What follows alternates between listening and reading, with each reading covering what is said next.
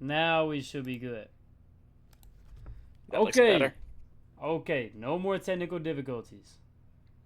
Okay. Now, with that being said, good morning, good evening, good night, whenever, wherever, however you're watching. Uh, Thank you for listening. If you are listening on Twitch, Hey, YouTube. they said they can't hear us. Oh yeah, that's delayed. I had muted us while I was trying to fix that. Oh, bet. Uh, but before we start, I just want to give you out a verse of the day. Romans 12:12. Be joyful in hope, patient in affliction, and faithful in prayer. Uh, just y'all remember, y'all keep God first in everything y'all do. No matter what it is, whether it's good time, hard time. Like he said, be joyful uh, in the good times, be patient in the affliction, and be hopeful in your prayer. Always, always. But with that being said, we're gonna kick it off with Bama because we know I got a lot to say today. So we're gonna start with Garrett. We're gonna do a lot of talk about Alabama and Auburn today. So you take as long as you want. I ain't in no rush, bruh. Yeah, obviously, it was a great weekend if you're an Alabama fan. Not only did Alabama win, um, Auburn lost, LSU lost. So never a bad weekend seeing all that happening. Um, I think a couple things can be true. I think Alabama did not show up week one. That was not the Alabama team that we're going to see the rest of the year because Alabama looked good yesterday. They looked really good. Surprised me. I knew Alabama could play to that potential, but I needed to see it first, especially going on the road, which Alabama has struggled with.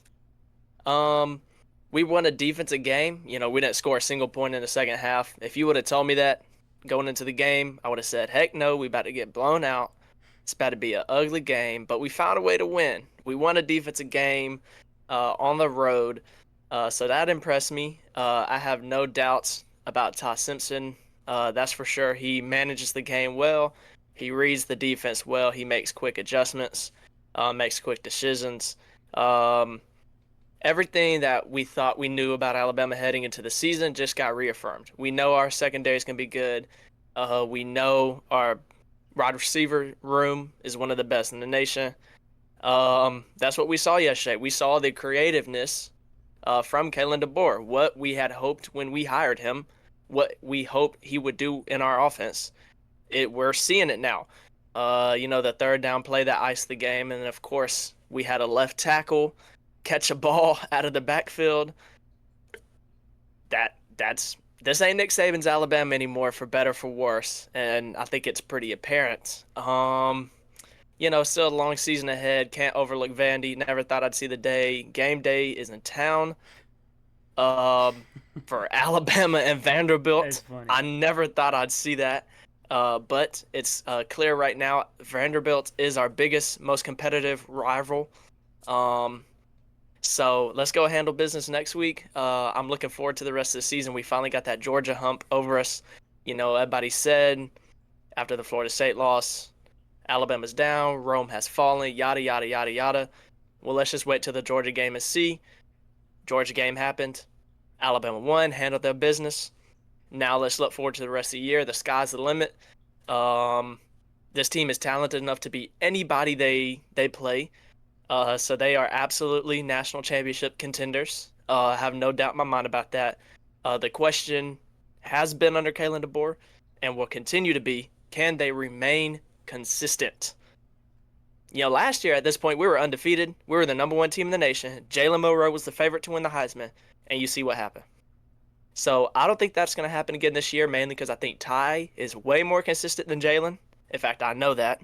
If you just look at the stats and watch them play, it's apparent. But I need to see it for what do we got? 7 more weeks left in the season. I need to see it because we got some tough road games ahead. A few look ahead spots, which I'm concerned about because those are usually the games we struggle with. But if they can stay consistent, don't overlook anybody. come out every single week with the attitude that they want to beat the crap out of whoever they're playing, I genuinely believe this Alabama team can go win every single one of their games and go win a national championship. Question is the discipline, which was really good yesterday, penalties wise. Georgia had more penalties than Alabama in Athens. If I don't know how that's even possible under a Kirby Smart team and today's Alabama, which has been very undisciplined over the past, even Saban's last couple of years, very undisciplined. So that was impressive. Um, if we can stay disciplined, stay consistent, stay focused, I mean, I don't see why Alabama can't go beat anyone left on their schedule. Florida State looking like a fluke game. That's past us. Whatever. Nobody's talking about that anymore, thankfully, because other crazy stuff has happened in college football. But I'm excited. I love what I saw. I'm ready to see what's next. I love Ty Simpson. I think he's the guy. I think he's the perfect guy to lead this offense. Ryan Grubb, our play caller, excellent. Had a couple bad play calls, but so that's football. Everybody has that. All things considered, a pretty good game. Wish we could stop the run a little bit better, but at the end of the day, we stopped it when it mattered. So that's all you can really ask for. Yeah. Number one, before I say anything, shout out Wancho Report saying Roadside Alabama winning the NBA Finals this year. I can't wait to watch that happen. That'll be a interesting finals matchup. But yeah, like you said, they look good, surprisingly. The only thing that I had a problem with watching Alabama, like if I was a Bama fan, the only thing that left me with any type of concern really was that rush defense. That needs to be fixed. And like you said, they stopped it when they needed to, but they're gonna run into a team that they can't do that to. They're just on fire. I feel like I don't even know if it was so much Bama stopping the run or if it was more so that Georgia just kept shooting themselves in the foot with the penalties.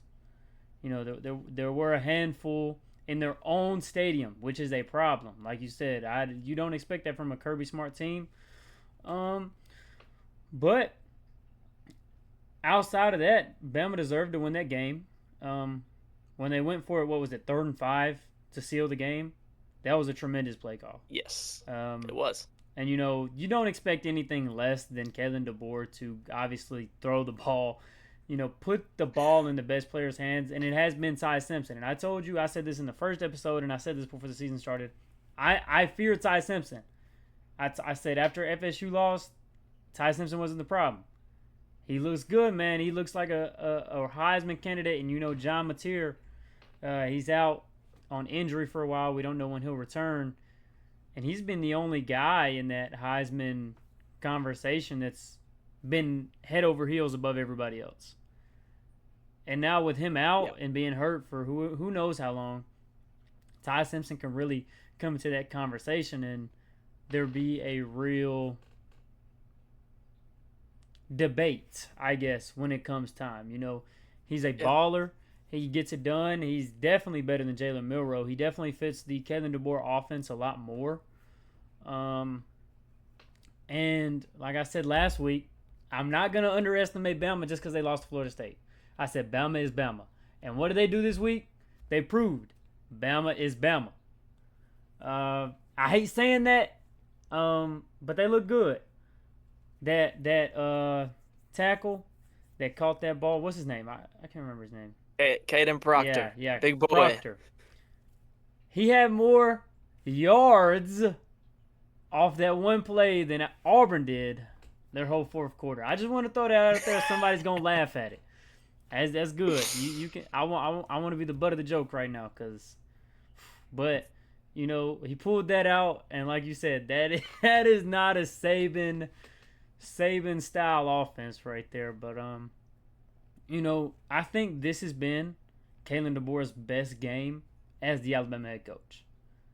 It showed the offense that he was playing at Washington. It showed that, I'm going to do what I want to do. Stop me. My problem with the second half was they didn't score a point. And I don't think that's because they didn't like they couldn't. I think it was more so just Kalen DeBoer kind of easing off the gas pedal a little bit. I didn't like that. Um, Me personally, if you got a chance to, you run up that score, especially against a team like Georgia. That's my question to you. I don't know, because that's what it looked like to me. I could be wrong. I was having a rough day, as you know. But just from my perspective, that looked like he was just trying to take his foot off the gas pedal. What do you think about that? I think yeah, same thing that happened last year. We jumped out to an early lead. Ever since Saban has retired, it's clear Kirby Smart's probably the best coach in college football right now. I think we both can probably agree on Mm-hmm. that. Um, and one thing that made Saban so great, and one thing that makes Kirby so great, is their in-game adjustments. Mm-hmm. I think they made really good adjustments, but I also think Alabama definitely went into a don't give the game away mode. Right. And I hate to see it because I thought our offense could have gone and scored 40, 45 points and it not been a problem. But we kind of got a little conservative. I think we only had 4 drives in the second half outside of the drive that we needed out. Um, so, it's not like we had like 6, 7, 8 opportunities and didn't get on anything. We had limited opportunities. It was a very condensed second half. But I think, you know, it's a mix of Kirby's adjustments plus kind of playing a little bit conservative there. Well, I think that And has a. My bad. You can go ahead. we don't like to blame the refs around here, but there were a couple big defensive pass interference missed calls that did not get called that kind of stalled out some drives, a couple drives in the second half that should those have been called, maybe just maybe Alabama goes down to score. But that's a hypothetical. We don't really know that at the end of the day. You can go ahead. I think that change of pace has a lot to do with what happened last year. After they got off to that big lead, they just Kalen DeBoer got cocky and started doing all this crazy stuff, pulling out trick plays, trying to look cute, and that's part of what led Georgia in the game last year. And so I kind of think that played into it. I think it needs to find that intermedium. You know, don't get too cute and cocky, but definitely don't take your foot off the gas. But I mean, I thought there was more to be desired in the second half from a Bama perspective. I would if I know if I'm in that situation, I want to see more from my offense. But that also comes from watching Nick Saban your whole life, who's just a dominant force. Like you want to go in that game, you want to dominate. There's no say like you don't want to, just do enough to win. Never, never. You should always strive to dominate your opponent. Um, Partially, and as an Auburn fan, I'm going to say this. Partially, Nick Saban has a lot to do with why I fell in love with the game of football. He went out there, he perfected his craft. He is the GOAT of all coaches, and he was a dominant force. And when you do that, that's the standard. You don't expect nothing less. And so when you see a guy, he does just enough to win. It could go both ways, but you know, this time they got out of there. They escaped. They won. They controlled the game for pretty much all of it. There were some times where I thought Georgia had the momentum swing, but they just couldn't get a defensive stop in the first half to kind of help them out. And when they did get those stops, they killed themselves on the offensive end and didn't capitalize. So I think it was more so Georgia losing this game than Alabama winning. But in the first half, like I said, Alabama went very conservative. So if they didn't go conservative, would I still be saying that? Who knows? I think Alabama looked really good. Unfortunately, Georgia, I think, will be in the conversation for SEC championship. Who does Bama play next? Oh, Vandy. We just said that. It's Vandy. So let's talk about that game. Yeah, dude. I think, like I said, it's wild. We are even talking about this game in this Right. context. Like, not even as much on the Alabama side. Vanderbilt is legit now. Like, they are top 25 coming into Tuscaloosa, and game day said, we want to be there. Right. Who would That's have thunk it? crazy. That's crazy. I'm shocked. Oh But, man. we talked a little bit about Alabama struggling with the run game. This is what Vanderbilt's going to bring to the table. Hmm. They did it to us last year. They're going to try to do it to us again. And they can. They can, because our run defense did not look great. We showed up in spots, which is nice. Um, Georgia's run game isn't quite as creative as what Vanderbilt's going to bring. Not saying it's not as good, but it's not as creative. Vanderbilt, they're going to run like more option. They're going to have a tight end running a flat. They're going to have a running back coming out the backfield. Diego Pavia can take it with his legs. And that's what killed us last year. We'd have them at like 3rd and 5, and they'd run the ball for 10 yards out of nowhere, or do a stupid little shuttle pass and get 15 yards. And there was nothing we could do about it. So I think so long as we can get off the field on 3rd down somewhat consistently, I think our offense is simply just going to be too good, especially in Bryant-Denny Stadium, to for them to really have a true shot, Vanderbilt. I think Alabama probably wins something in the ballpark of like 42 to like 28. There's my score prediction. 42-28. Alabama wins. I can see that. I hate when all the media talks about is quarterback versus quarterback.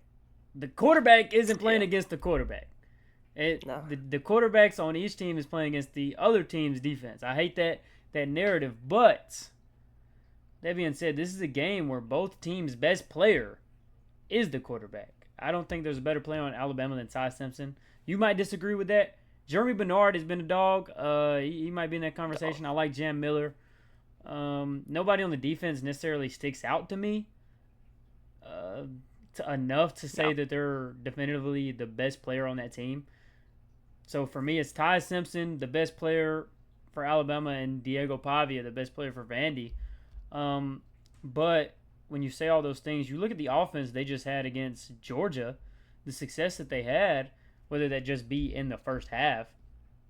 If they can replicate that at home against a Vandy defense that's not even comparable to Georgia, what Right. is Vandy gonna do? And Yeah. maybe Vandy gets a few stops that they really need. Maybe they step up and show that they're the real deal at that moment. That would definitely be a surprise to me. I think the game Diego Pavia would have to have in order to walk out of Bryant Denny beating Alabama at home would be unhuman. It would have to be like video game numbers for Vandy to come out of that with a win, whether that be by 1 point or 14. I think he'd have to put up video game numbers. I think Bama just has too much offensively for Vandy to stop, and while Bama's at home, they're not gonna make the penalty mistakes, or they shouldn't at least.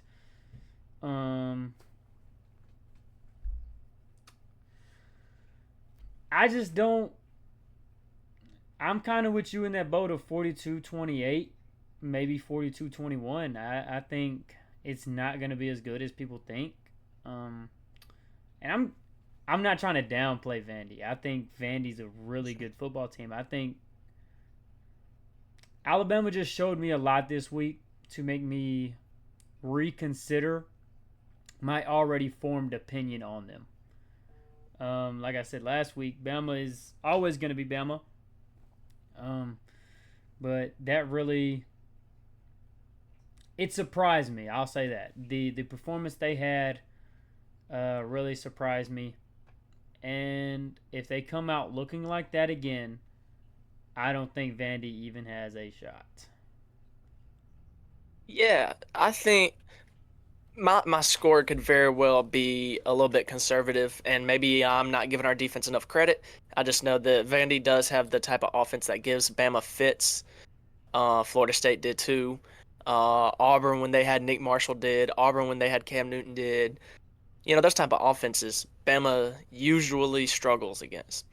Um, I don't think this is a look ahead spot for Bama. I think Vandy has their whole undivided attention, and I think there's some dudes who are pretty pissed off about last year.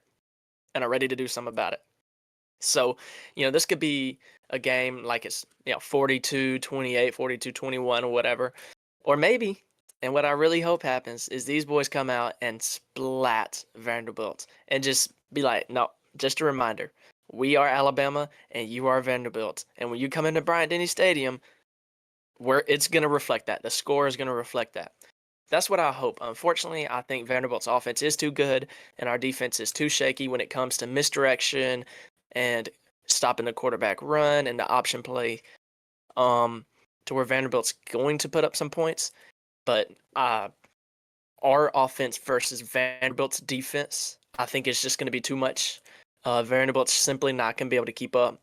Even last year, Jalen Milroe, and I don't want to pin it all on Jalen. I love Jalen, but let's be real. He threw a pick six. He threw a couple picks and then a really bad fumble in a crucial moment. If you just take away those, Alabama wins, just off turnovers alone. So if we can limit the turnovers up until this point, knock on wood, Josh Simpson, no interceptions. Alabama has protected the football. I don't even know if they have a single turnover all year, let alone, an interception. If they can protect the football, stay composed, which they should at home, I don't see why Alabama can't go dominate Vandy. There were times during the Georgia game where you felt like the momentum was shifting towards Georgia, and they had the field position. They kept pinning Bama deep. Bama kept punting it to them. Georgia kept starting their drive right at the 50-yard line. That is a recipe for disaster. Bama stay composed. They stay focused. They made the plays they needed to make, flipped the field when they needed to flip the field, and they found a way to win a game. And that, to me, is a characteristic on the road in a really tough place to play, is a characteristic of a great team. What a great team is going to go do this Saturday in a revenge game is they're going to go dominate Vanderbilt. That's what I'm thinking is going to happen. That's what I hope is going to happen. Yeah, I never thought I'd be this nervous for Vanderbilt just because I'm confident we win, but in the back of my mind, that thought, man, if they lost 2 years in a row to Vanderbilt, that would not be good. So I guess I would say that's probably where my nerves are coming from. But other than that, I think Alabama should handle them fairly. I don't want to say easily, but they should be able to handle them. It is still Alabama versus Vanderbilt at the end of the day. Still insane game days in town. I can't wrap my brain around that. That is Alabama and Georgia played last week, and game day wasn't in town. Vanderbilt comes to town, and here comes game day, wanting to pull up to Alabama game. So yeah, I think Ty's the perfect fit for this offense. You see, he goes up to the line, he makes tons of offensive line adjustments. He sees the field well. You see how this Kalen DeBoer offense is supposed to be run with all the shifts and the motions that they really didn't do a whole lot last year. They did it. They tried it. It wasn't really working out because it kind of relies on your quarterback to make smart decisions and make the right reads. Like I said, love Jalen Milroe. That's not his style of play. And I think we're finally seeing what a Kalen DeBoer offense is supposed to look like. And I think Todd's the perfect guy to run that offense. So if I'm right, Alabama's about to go score 45, 50 points on this Vanderbilt defense. Because Utah State just dropped 35 on them. So Alabama should be able to get it by 45, 50. And if that's the case, I don't see Vanderbilt keeping up with us. Plain and simple. No, I agree. I agree. Unfortunately, I agree.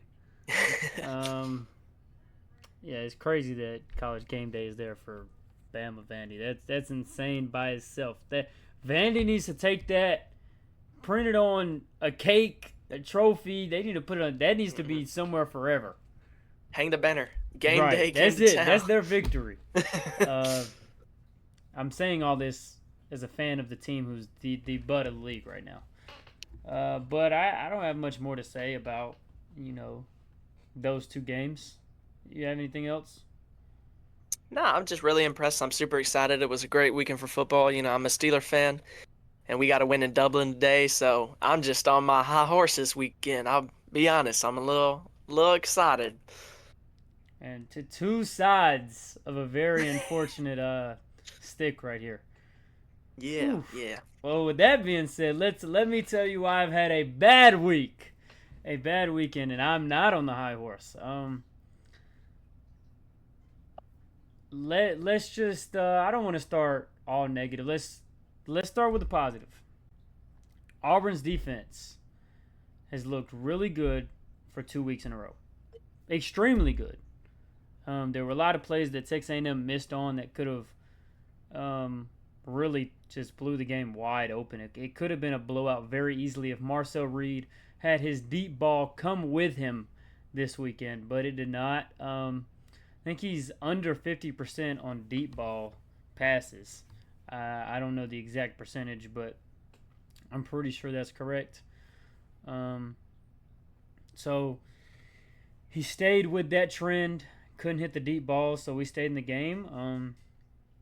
Man, the defense did their job. They kept a very high-powered, high-scoring, explosive offense to 16 points. And you can't ask for much more than that when a team has that many playmakers. You shouldn't expect more than that. Texas A&M had one touchdown, and that came off of their first drive of the game. That stat alone, speaking for the Auburn defense, is super, super impressive. And more positive is you can say in the last 2 weeks total, Auburn has lost by 13 total points to two top 10 teams on the road in the SEC. That is another impressive thing that you can say without any other context of Auburn football. If you don't have any context, if you didn't watch the football games and somebody told you, yeah, Auburn has lost 2 in a row, but they've only lost by a combined 13 points to two top 10 teams on the road for both of those matchups, I'd say, hey, sounds like they got a pretty good football team. Not good enough, but sounds like they got a pretty good football team. That's about the end of the positive, though. I'm trying to think of more positive things, but it's really hard. Yep, that's the end of the positive. I'm going to throw some things at you. 3 for 27 total in both of those games on third down conversion. 17 sacks total in 2 games against these top 10 teams. And then what was I gave you one more stat. What was that stat I gave you last night? Oh, 24 penalties. Or no, it was 27, I believe. I think it was 27. It was somewhere in that ballpark. That all in 2 games. Thank you so much. That's not what I was talking about, but thank you. But all of that in a total of 2 games. You can't win football games like that. And kind of going back to the Oklahoma game, there were a lot of times Jackson Arnold did hold on to the ball too long. I give it to you if you want to blame that game on Jackson. You can have it. I don't agree with that. But if you want to blame the Oklahoma game on Jackson Arnold, go right ahead. Texas A&M, though, 7 sacks, 1. I saw 1 where it was Jackson Arnold's fault.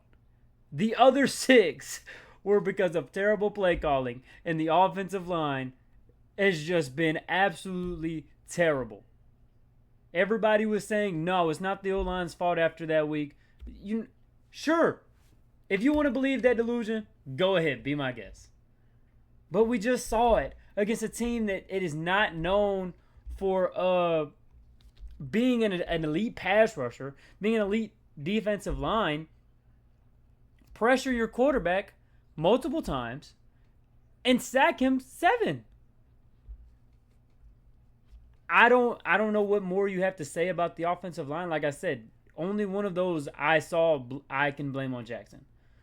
I believe, a lot of people, including you, say you got to get Cam Coleman the ball. He had 8 targets.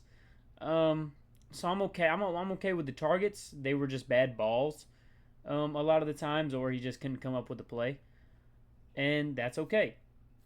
I believe Auburn's such a good team that if their defensive game plan was literally to stop Cam Coleman. And in my mind, I love that. We have so many different playmakers. Get the other guys the ball. It shouldn't be just Cam Coleman. I want Cam Coleman to eat just like everybody else. Cam Coleman's probably one of my favorite players on the team. I want him to touch the ball. I think he's dominant. I know the stats can't back me up right now, but I think he might be the best wide receiver in the SEC. But I can't definitively prove that. But you went out and got Eric Singleton. You got Malcolm Simmons.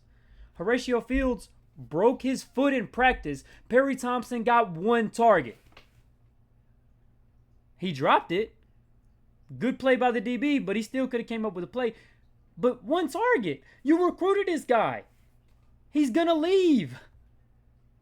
Bryce Cain hasn't seen the field. You got these playmakers, but they're not playing. They're not getting targets. They're not getting touches. Eric Singleton had a decent game. He got on the ball fairly well. Arnold did. So there's that part of the passing game that I have a problem with. You're not designing plays for these guys. You have these guys design specific plays for them. Don't just give them all routes. Design plays to where that is your very first option, and if it doesn't work, maybe you have a deep ball to Cam Coleman, or you scramble out if you're Jackson Arnold. But I didn't see enough of that. That's just the pass game alone. You tell me why, as a head coach, right? You lose in Norman to Oklahoma, and the first thing you say in the post-game presser after that game was, yeah, we should have ran the ball more. And then you come in to the worst rushing defense in the SEC. Not a single handoff in the first quarter. I think they had a combined 7. Dumari Alston and Jeremiah Cobb had a combined 7 at halftime. I don't know how many they ended with, but it wasn't enough. And let me tell you about those 7. A lot of those came on 3rd and long. So you don't want to run it on 1st down. You don't want to run it on 2nd down. You want to wait till 3rd and long and just say, yeah, we give up. We concede. My passing game didn't work. Here, have it, Jeremiah. Make something happen. What are you doing? What goes through your mind when you think that? Yeah, we give up. Here, we're just going to punt it. Give it to Jeremiah. You want to wait till 3rd and 27 because your offensive line has gotten so many penalties and your quarterback has been sacked so many times that you can't do anything else. A lot of people have said about Jackson Arnold, throwing with anticipation. When he does, it's covered. And also, not enough people are talking about how long these plays are taking to develop. Why does everybody have to run 10 yards down the field before they break on a route? What I saw in the first 3 games is what I thought I was going to see all year. Very balanced. And I said this in the very first podcast. You make plays to win. You don't have to strive for the explosive plays. If you can hit for 4 to 5 yards every play, I love it. I prefer that type of offense because come 4th quarter, that defense is so wore out that they can't do anything to keep up with you. But Hugh Freeze is he just fantasizes all day about throwing that deep ball, throwing the medium routes. And it's killing us. Somehow it's gotten worse from last year. And it's hard to evaluate how good your team truly is when you have the talent that you have right now, but your offensive guru coach doesn't even have the slightest idea of what he's doing offensively. He doesn't even know his identity. His identity is throw it up and pray. That has been his identity so far. I could just go on and on this rant. Let me try to make more valid points than just ranting about it. Um, you can't you can't tell me all off season. I'm listening to podcasts and interviews. You can't tell me all off season how Jackson Arnold's weakness has been the drop back, and your primary form of offense, your game plan is to just run drop back passes. And then you go in the post game presser every loss, and you give me one of the same three scripted post game pressers you have. It's been this. I feel like I hear the same three things ever since he's gotten to Auburn, and it's just getting exhausting. At what point do you actually take accountability and then change? Like, when is that gonna happen? I don't think it ever will. Um, we have 2 weeks. It's a bye week this week. Um, and if you don't perform against Georgia at home on Cam Newton's jersey retirement, granted it's Georgia, you don't have to win, but you have to prove that you're a real team. If you can't do that, questions have to be had. And I can't make that decision. I'm just a fan. But the guys that see this have to see what's going on. I mean, how good does it look when your coach goes in the post game and said, "Yeah, we need to run the ball more," and then the very next week he abandons the run even more against a worse defense?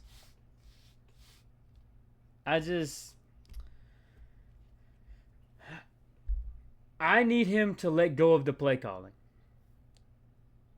You can't do it anymore. And another thing that I have a problem with, and he says it all the time. Well, we had more run plays, but they were RPOs. Stop giving the quarterback an option. I don't care who's back there. Don't give him an option. Give a run design play. There's no other option. Hand the ball off. That's it. That's the play call. Don't blame it on the players. You're blaming it on the players when you say that, well, we had more plays, but it was an RPO and the quarterback thought he saw this. No, that's not taking accountability. He said something, and he didn't take accountability on the way he worded it to me. I can't remember what the exact question was, but he said it's not on our players, it's on our coaching staff, and it starts with me to fix it. He didn't say it starts with me fixing myself. He said it starts with me to fix it. What do you mean it starts with you to fix it? You're the problem. You're making it sound like the guys on the coaching staff is the people that need to be fixed. And yes, there are some staff members that need to be gone. The O-line coach, get him out of here. The special team coach, get him out of here.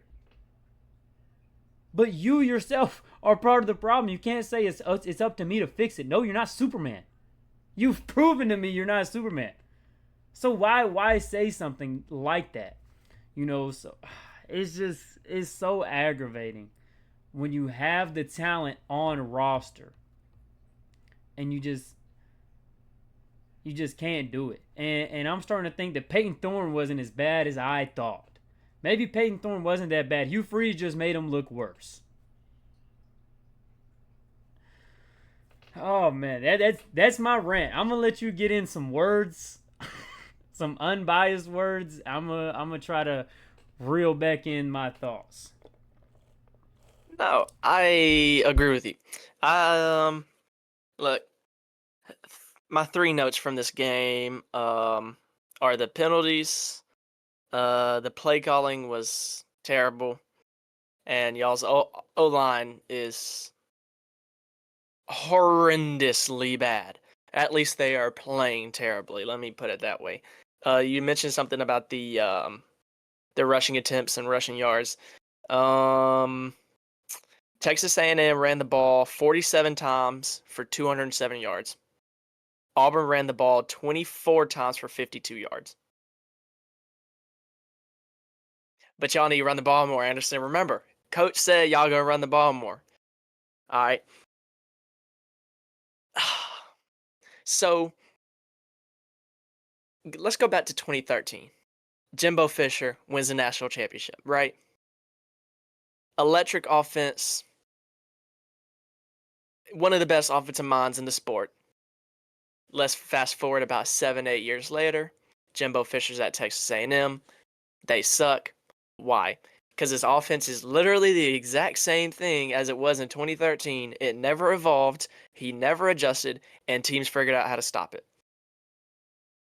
He had all the talent in the world, but they just sucked. Because it was the same thing he'd been doing for a decade. Hugh Freeze, hate to say it, very similar. We made the comparison last night. Has all the talent, but is not making the right adjustments to win football games in 2025.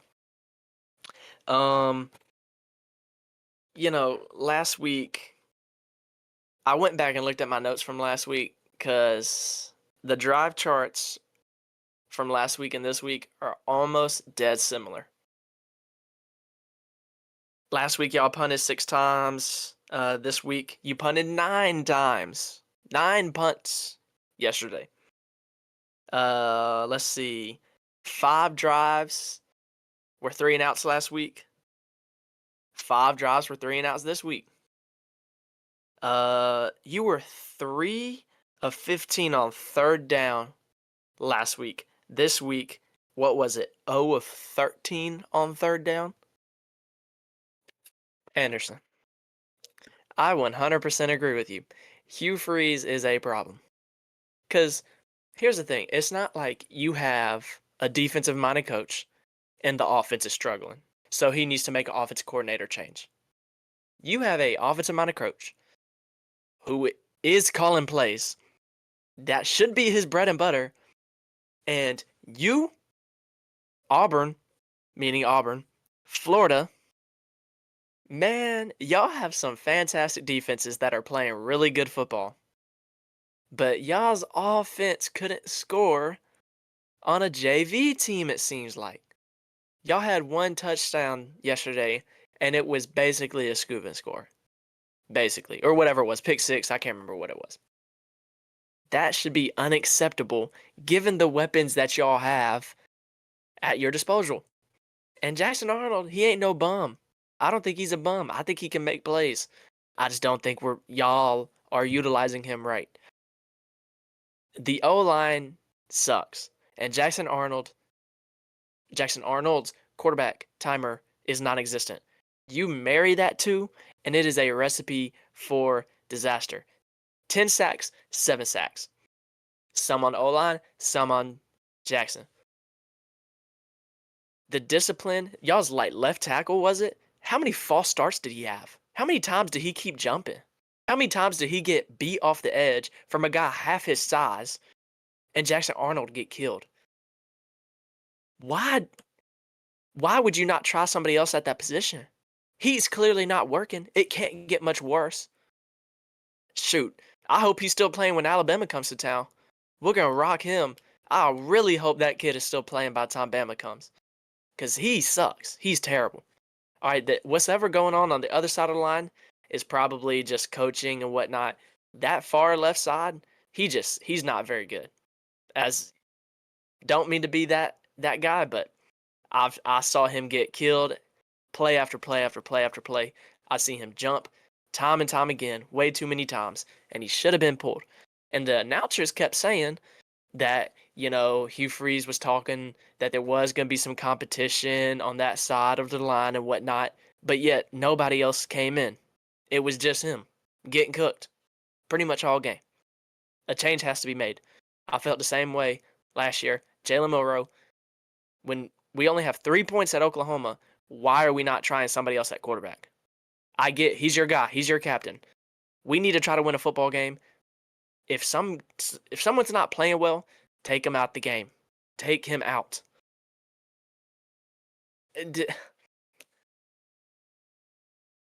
If Auburn has a lot of more losable games on the schedule, and if they don't get this offense together, they play some really good offensive teams from here on out. I mean, they got Georgia, who's a defensive-minded team, but you saw they can score. They can establish the run. Gunnar Stockton can make plays with his arm. Then you get Missouri. They're a more offensive-minded team. You go to Arkansas, more offensive-minded team. You go to Vanderbilt, more offensive-minded team. And then you finish the year with Alabama, more offensive-minded team.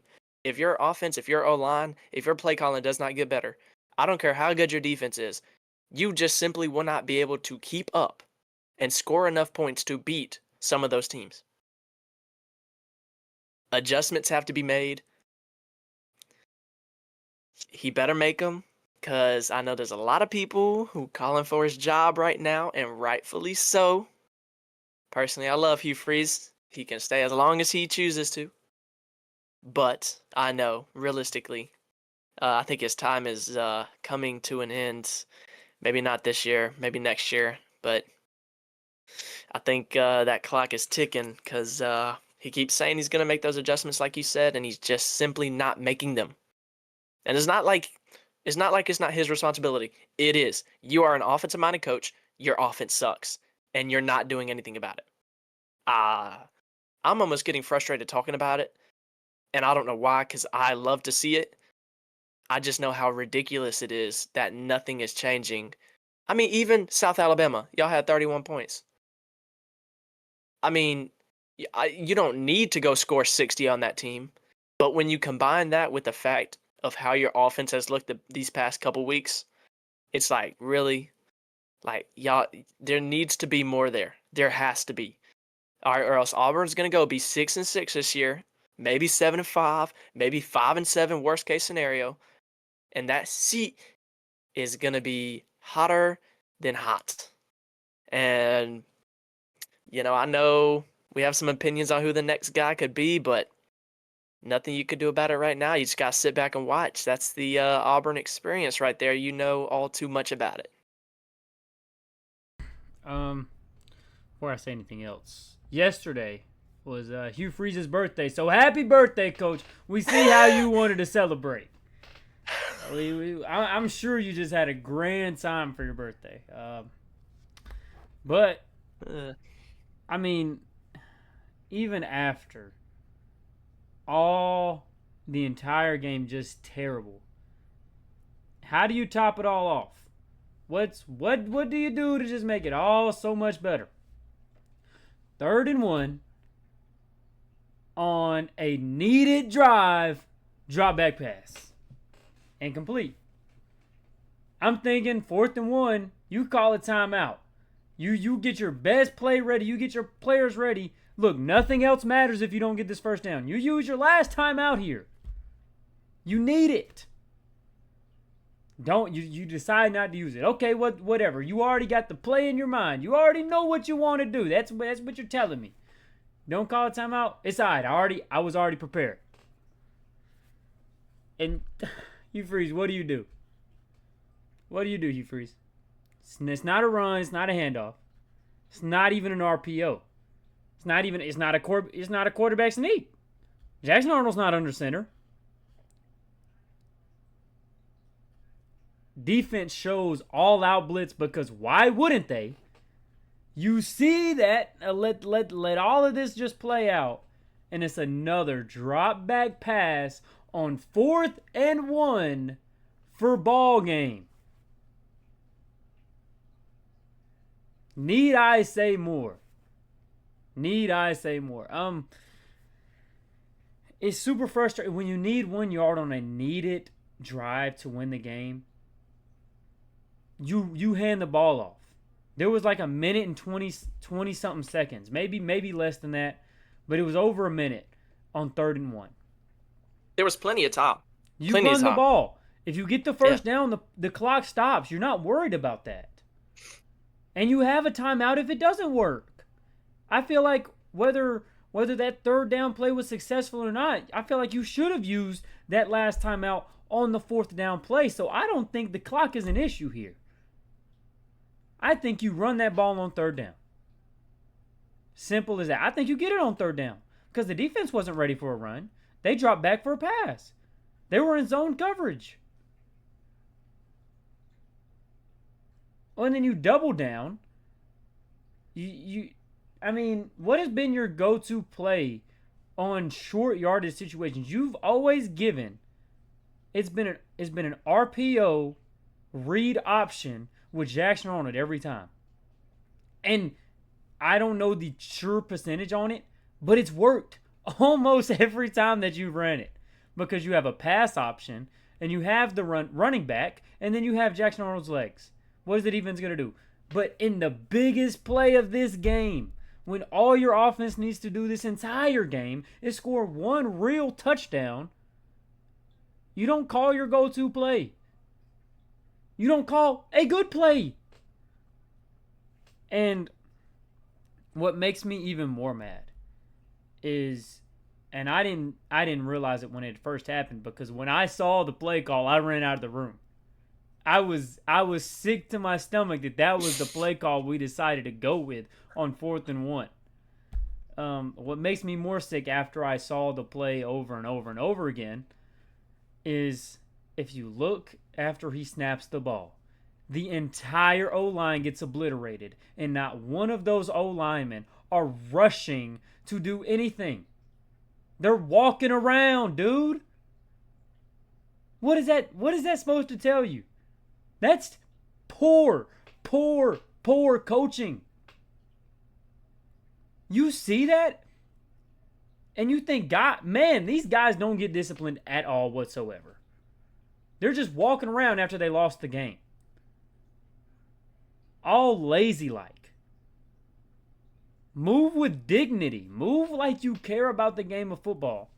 Oh, yeah, and that left tackle that he was so bad that you realized him. His name's Xavier Chaplin, and he was a top 45 NFL prospect going into the year. Crap. You tell me where he's going in the NFL. You tell me what team is taking a chance on him. Shanghai Sharks. I don't. If he even gets drafted at this point, I'd be shocked. Top 40. He was a What second year is he? round. Do you know? I think he's a senior. He came from Virginia Tech. That's what I know about him. Okay. I think he played 385 snaps last year and gave up single-digit sacks. Did he get hurt? I wonder why he's struggling so much. That's only two things I can think of is coaching, and he wasn't ready for SEC ball. That's fair. ACC is way different. Those are the only two things that can come to my head. He was the number one tackle in the portal. The number one tackle. And it's just unacceptable. It's just unacceptable. Yeah. And like you said, on the broadcast, they were like, oh, well, if you can't stop doing this, we're going to take you out. He played every snap, and I thought he played every snap. Just about. Where was the punishment? I mean, gosh, dude, it's hard. It's hard. I don't know if I'm on this team and I have a red shirt available, I'm redshirting. Yes. I'm redshirting. I'm not playing another game. If Hugh Freeze does get fired through that 30-day period, I'm hitting the portal. If I'm a recruit and I see this offensively, decommit, flip. No. Don't do that. I mean, and it's going to hurt me to watch because if it stays this course, Hugh Freeze is going to get fired. And I full-heartedly believe people like Deuce Knight, Cam Coleman, Perry Thompson, Bryce Kane, Malcolm Simmons, anybody and everybody that wears an Auburn jersey that plays offense is gone. Anybody that has any significance on the offense, they're gone. But when you have a coach like Hugh Freeze who's not going to do anything with his talent anyways, what does it matter if you have him or not? At least you can go cheer for these guys when they hit the portal. You can be like, look, I know it didn't work at Auburn, but I'm still a fan of that guy. I can go see him. I can go see Cam Coleman succeed somewhere else and be happy for Cam Coleman because he's getting what he deserves. And I never try to talk about the hires because at the end of the day, I really am just a fan.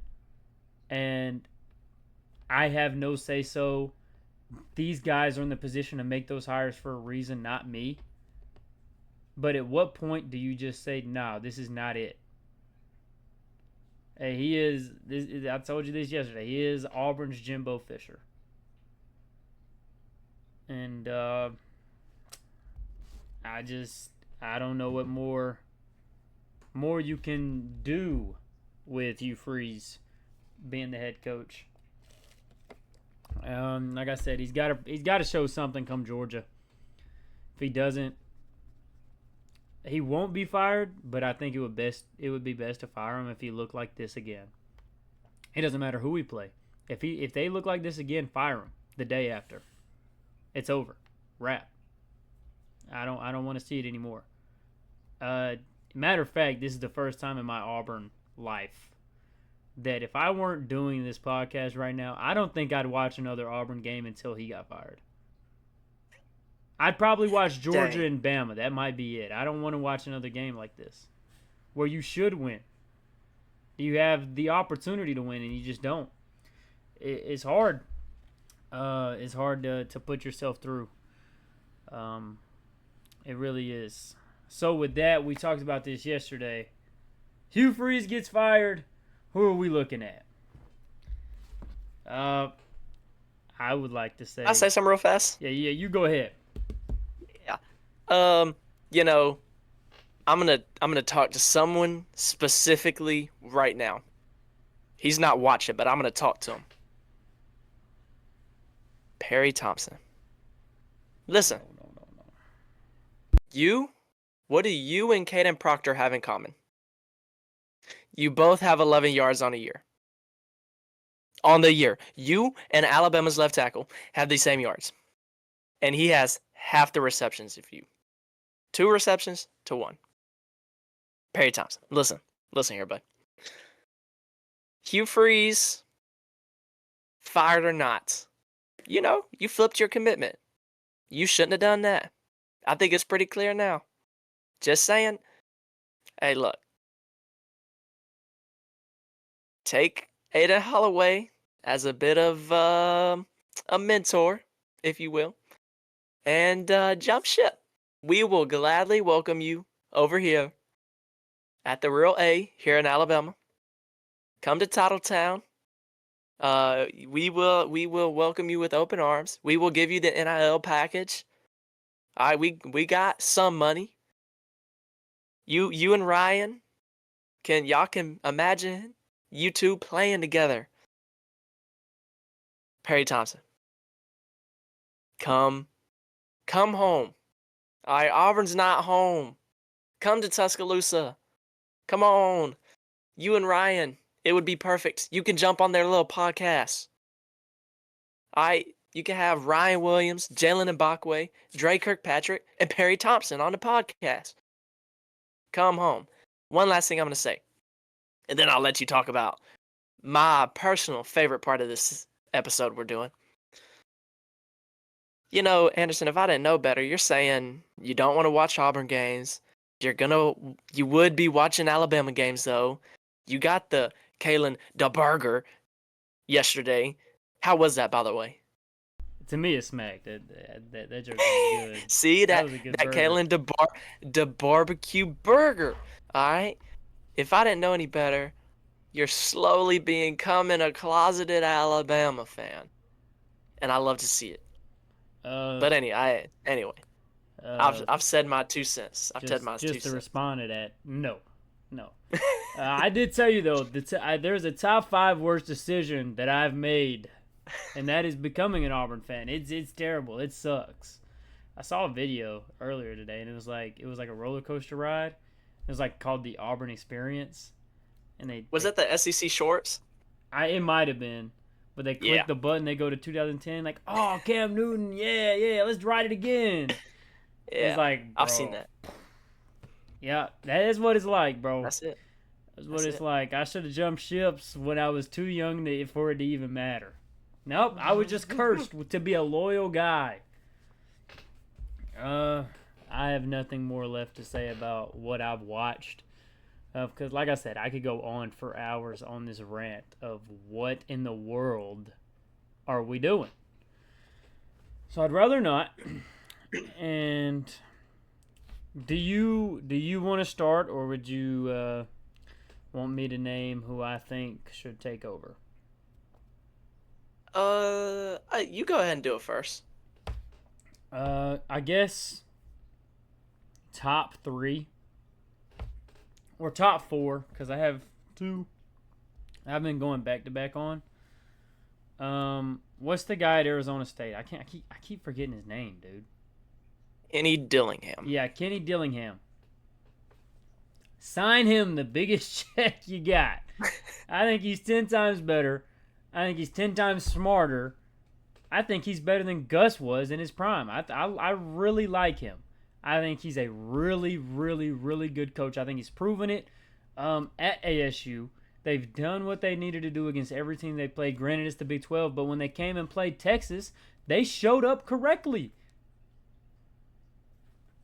I don't think he has anything left to prove to me to show that he's a really good head coach. I think he could be in conversation for maybe not top 10, but top 15 coaches out there right now. I'd have to really go through and look. He might even be in top 10. Who knows? That would be my home run hit. And then we get into the more realistic picks, because I don't think Kenny Dillingham is leaving ASU right now. Maybe ever. Maybe he does. Who knows? My realistic home run hit, I really, really like Alex Golish. I think he's a really good head coach. I think he could come to Auburn and get it done. I really like his style of offense. Very mobile. You look at it and you can kind of compare it to a Gus Malzahn type offense. I think it's fun. It's exciting. Definitely run first. They got a guy at quarterback that can do it both, and Bynum Brown, I think he's a stud. That dude's a dog. And I would really like to see that up on the Plains, because whatever this RPO mess is that we're not doing is not working. Next after that, this is really a two-parter, like 3A and 3B. So I'm just going to name them both. Rhett Lashley and Deion Sanders. I think those are kind of the guys you take if you can't get the first two. I think they're guys that have a lot of potential, but you don't know where their floor is. I think Deion Sanders, with the right amount of money, can create a good personnel of a coaching staff to be competent offensively and defensively. And I think his offense has been iffy. But like I said, you give him the money that they got here at Auburn, why would he be unsuccessful? You know, who doesn't want to play for Deion Sanders? And you look at the way that he coaches, his coaching style, he's not going to tell you no fib. He's not going to lie to you. He's going to tell you straight up. He's hard on his players. And I know that because I've watched him since he was coaching high school ball when Shadur Sanders was a freshman. And then, yeah, that's high school ball, but that's high school ball in Texas for one. But I've also watched him everywhere he's ever been succeed. Granted, he's not doing the best at Colorado right now, but what is there at Colorado? Who wants to play at Colorado? What kind of money and funds do they have at Colorado? And even last year they went, 9-3? Yes. I mean, I think he would be worth a swing. And then a guy that I kind of like, that would be, let me change it. I think you try to get an Eli Drinkwitz from Missouri first. I don't think he'd leave. But I think you put him over Rhett Lashley. Or even Cignetti from Indiana. I also don't think he leaves. But, I think Rhett Lashley has amazing upside. at the offensive head coach type. And once again, I really like his style of offense. His style is run first, mobile quarterback, um, doing what it takes to get it done. They're not having the best year right now at SMU, but they're just now they're coming off of a playoff appearance. And once again, you give this guy SEC money, you give this guy Auburn money, and one thing Hugh Freeze has done successfully is shown that Auburn is still a top job in football. You can recruit with the best of them at Auburn. You get a lot of money at Auburn. And so with that, I feel like you still draw attention no matter the record of these coaches. And so I really like Rhett Lashley's offense. Former Auburn guy, just like Kenny Dillingham is. And I think we might have a little bit more pull over some of those guys than other people do. And it would just be interesting to see. What about you, Gare? What'd you think? Um, here's my thing. I hope Hugh Freeze is just good enough to make it one more year, because I think Alex Golish gets hired in this at a Power 4 job this cycle, and I do not want him at Auburn. I have a lot of respect for him. I think he's really good. I think he's going to be really good, and I hope it's not at Auburn. I hope they don't hire Kenny Dillingham, because I do think he is really good. But he's got it made at ASU right now, so I don't know if he'd even leave right now. My only question with Dion is his commitment to necessarily being the college football coach long term. I have no reason to believe he's not committed, but he has had some health issues and Right. this, that, whatever. I think a guy you didn't mention, but I think I mentioned him to you last night, is Iowa State's head coach. He was in the running for it when y'all hired Hugh Freeze, Matt Campbell. He is a good head coach. Would not be a bad hire.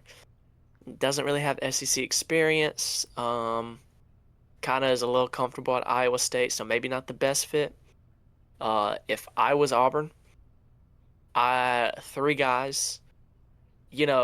When Nick Saban got hired at Alabama, Mal Moore, he said he got on a plane, flew to Miami, and said he's not coming back unless Nick Saban's on a plane with him. There's three guys. If you're Jim Cohen, you got to get one of the three. Oh, yeah. Alex Golish, Kenny Dillingham, or Kirk Cignetti. You get one of those three guys, or you are leaving Auburn as the AD, and you are doing what it takes, giving them a blank check, giving them whatever they need to be successful. I hope they don't get any three of those guys, because I think they're all three really good. Probably from my perspective, the coach I would be most okay with them getting out of the ones you said would probably be Rhett Lashley. Maybe I'm disrespecting Rhett Lashley a little too much. I think compared to some of those other guys, I don't think he would be quite as good of a fit at Auburn. I could be totally wrong. I've been wrong a million times. And then Deion Sanders, just because I know he's going to get recruits, I don't want to see him at Auburn, because I know the attention he's going to bring, and I don't want to deal with it. Same thing with the name you didn't mention, but is being thrown around, John Gruden. The attention and the hype he would bring around the program, I don't want to see that. So, matter of fact, take Rhett Lashley out of my top 5. Put John Gruden on up in there. John Gruden, yeah, no, I don't know. There's a lot of it's hard to look back and say who they could have hired instead of Brian Harsin and Hugh Freeze. But there were guys available, certainly. Obviously, they missed on the Brian Harsin hire. As of right now, where we sit, I think Hugh Freeze was good for kind of getting them out of that mud spot that Brian Harsin put them in. Where that becomes an issue is if then you hang on him too long, and then let him kind of keep your program down. Right. The recruiting under Brian Harsin, not good. Think of it like steps. Brian Harsin, this step. Hugh Freeze can put you on this step. You need a coach that can then put you on this step. I'm not sure Hugh Freeze can do that. He brought back the recruiting back to Auburn. Not totally sure if he's going to be a guy who's going to take Auburn to the playoffs, which you Auburn fans, that's what y'all want. Consistent playoff appearances. Y'all want to compete with Alabama and Georgia. So, you said you were okay with Gus being fired because he was never going to be the national championship consistent head coach. That he's never going to take that next step per se.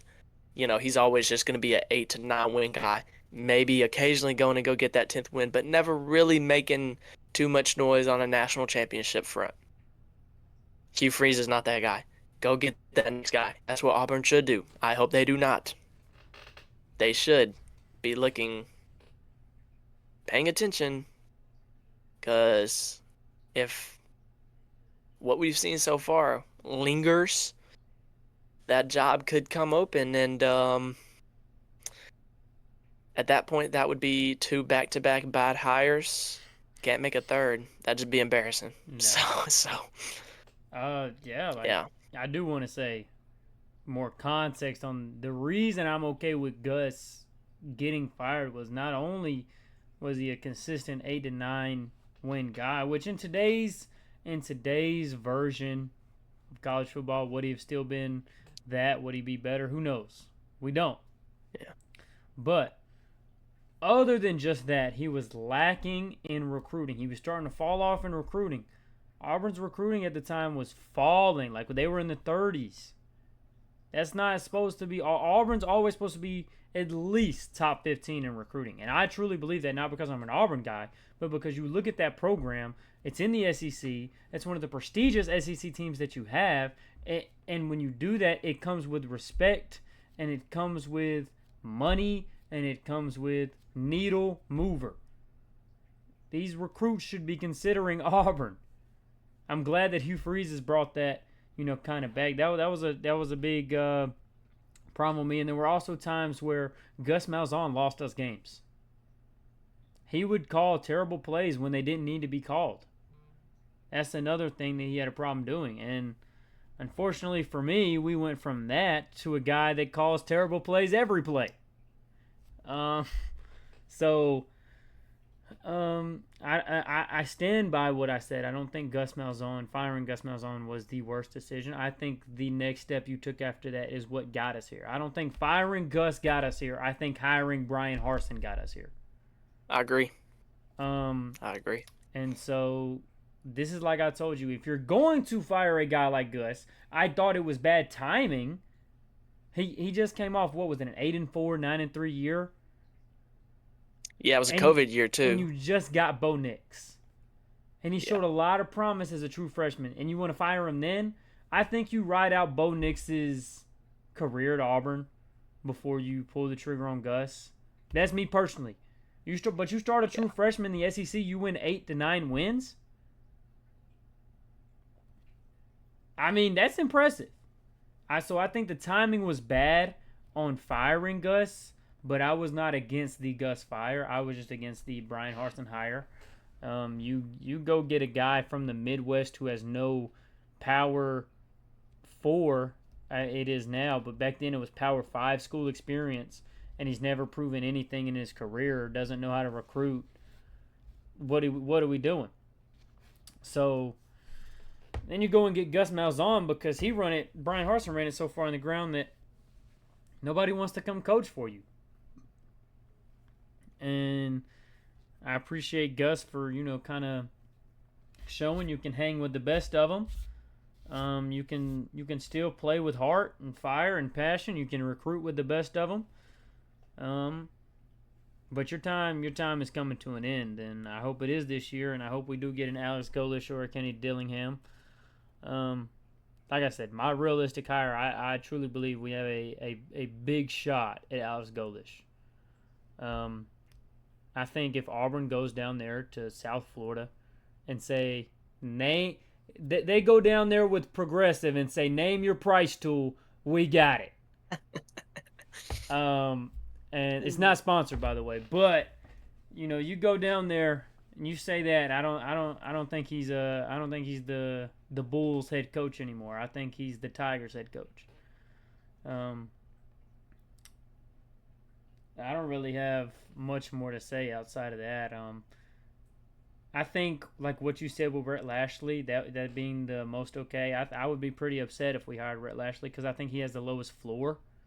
I think he has the chance to be like another Hugh Freeze, where he's gonna stay solid in what he thinks is the best game plan and never change, working Yeah. or not. I would be a little scared to hire Rhett Lashley, but I know he has Auburn experience. He's an Auburn guy, and I do think I think Rhett Lashley would be Gus Malzahn esque. I think it would be kind of like that next step, and then we just restart the cycle of okay, Gus Malzahn's not good enough. Where do we go from here? I think you just restart that cycle if you get a guy like Rhett Lashley. Um, so I think he has the lowest floor. Like I said, I prefer Signetti from Indiana. Now that I think about it over him, like you said, three guys. I'm more so on the two. I'm not so sold on Signetti yet. That he's one of those guys you just give him whatever he wants.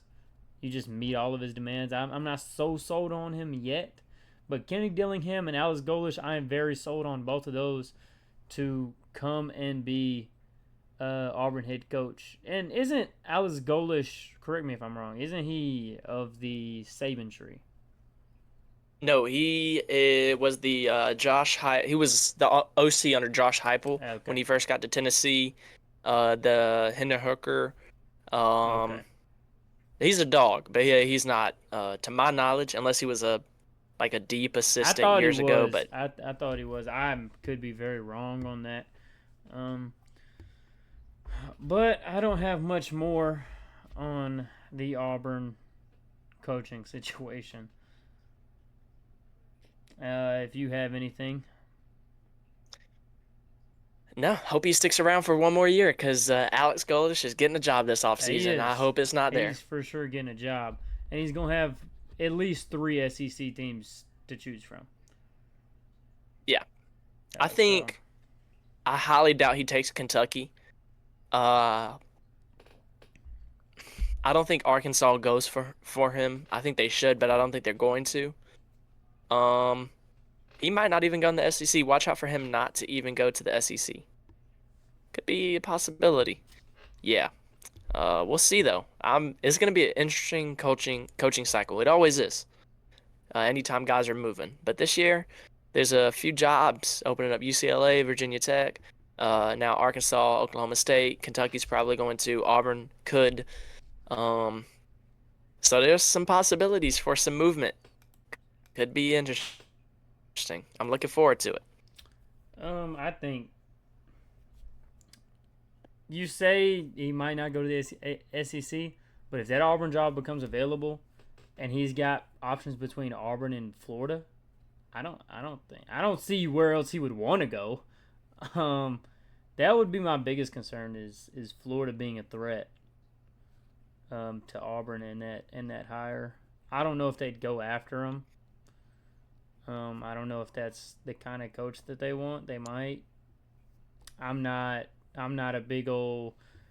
I don't deep dive into Florida, so I don't. I don't know what their goals are when they're going to hire their head coach.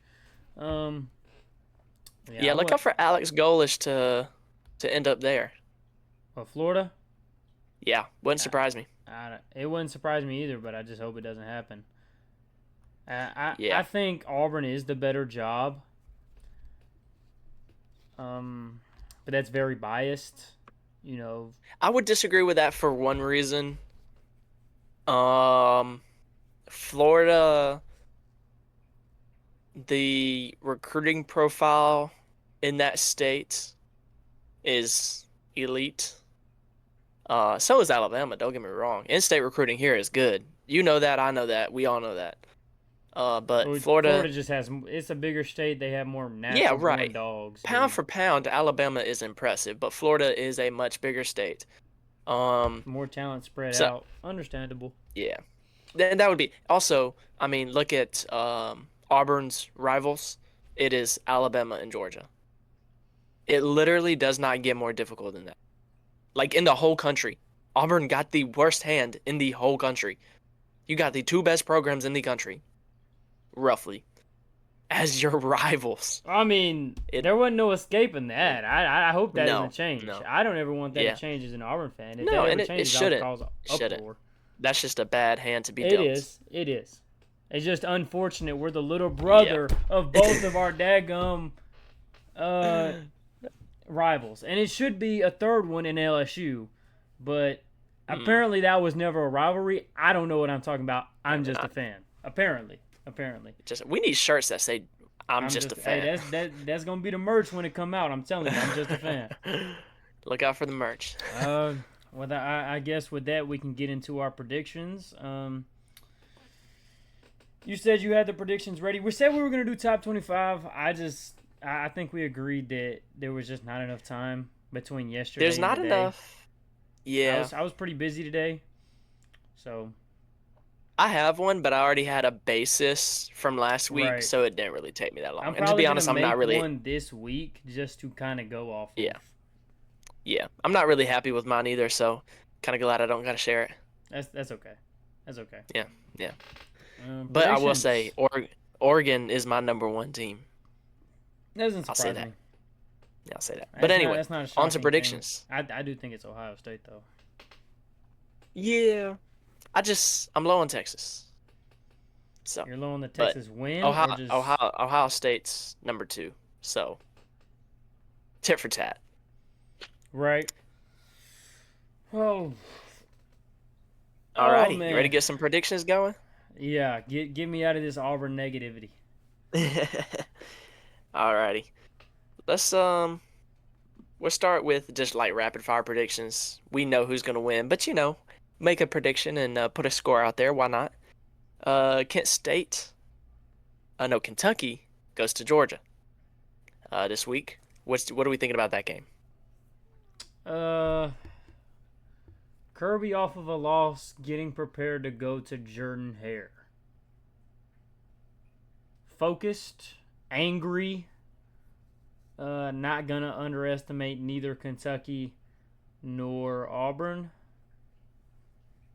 This can go one of two ways. They can kind of look ahead to Auburn, considering that they're playing Kentucky. It's at Kentucky, is it not? Georgia. Okay, Athens. so it's in Georgia. Ooh. Well, with that, I'm going to go with 41-14. All right. But it's going to be a weird kind of- 14. They're going to get there Yeah. some odd way. It's not going to be 2 touchdowns. I don't know why. Yeah, I was going back and forth. We kind of are similar. I think it's going to be a bit lower scoring. I think Georgia wins 34-6. I think they hold them to 2 field goals. And that Georgia offense, they're good, but I don't necessarily think Georgia in a game like this is putting an emphasis on scoring a lot of points, which is why I think they kind of stick around that mid-30 mark. I got you. I think Because you look it what just they did happens against Austin. naturally. Yeah, right. I think, Austin P, they only dropped 28 points. Bama, they only had 21 points, only 1 touchdown in the second half. Right. I think there's more emphasis on doing the fundamentals right and winning each play, however that may be, and then discipline football. And with that, I think their defense looks really good, only holds them to 6 points, but their offense doesn't necessarily. 34 points is not a low number, but it's not 50. They're not about to drop 50 on them. I don't think so, at least. Alrighty, a game I'm interested to talk about. A game that heading into the season looked like it could be a big game, but right now it's kind of anticlimactic. Texas goes to Florida this week. This is hold on. This is gonna be interesting. It's not gonna be a good game. It's gonna be a bad game. Unless This could be ugly, dude. This game is gonna finish like 3-6. It could. It I could. think one of these quarterbacks are bound to pop. I would Both agree. of these quarterbacks have had terrible. They're both just in bad light. And I'll tell you who I think it's gonna be, but what these quarterbacks were supposed to be top dogs in the SEC, and they've just come out and looked like dog water, and they just can't seem to get it together. Um, but I think one defense is better than the other. They both have really good defense, but I think one defense is better than the other, and one quarterback has looked better than the other. And I think Arch Manning is going to show. Look, I started bad. I started terrible, considering you see what they did. What was it against UTEP or San Jose State? Yeah. It was one of those Pee Wee teams that San Jose. he just looked dog, and Yeah. I think he's gonna come out against a really solid Florida defense and kind of shut some people up. I'm not saying it'll be some Heisman, but 224 yards passing, 2 touchdowns passing, maybe 30 rush yards and another rushing touchdown, maybe not the rushing touchdown, but I think he performs. He does enough to win the game. I think he kind of has a not really a showing out, but a I'm still here kind of moment. Hmm. Don't forget me kind of moment. I think Texas wins. Wait, where is this game? Florida. Oof, that's tough. That's tough. That might change a little bit about what I'm saying. I still think Texas wins. I think their defense is ultimately just better. If DJ Lagway throws 5 picks against uh, LSU's defense, what is he going to do against Texas's? I think Texas has. I think they have the second best defense in the SEC right now, behind Oklahoma. LSU's in that contention for third, but that's a different conversation in itself. I'll say Texas. It's going to be ugly. I'll say Texas 24, Florida 17.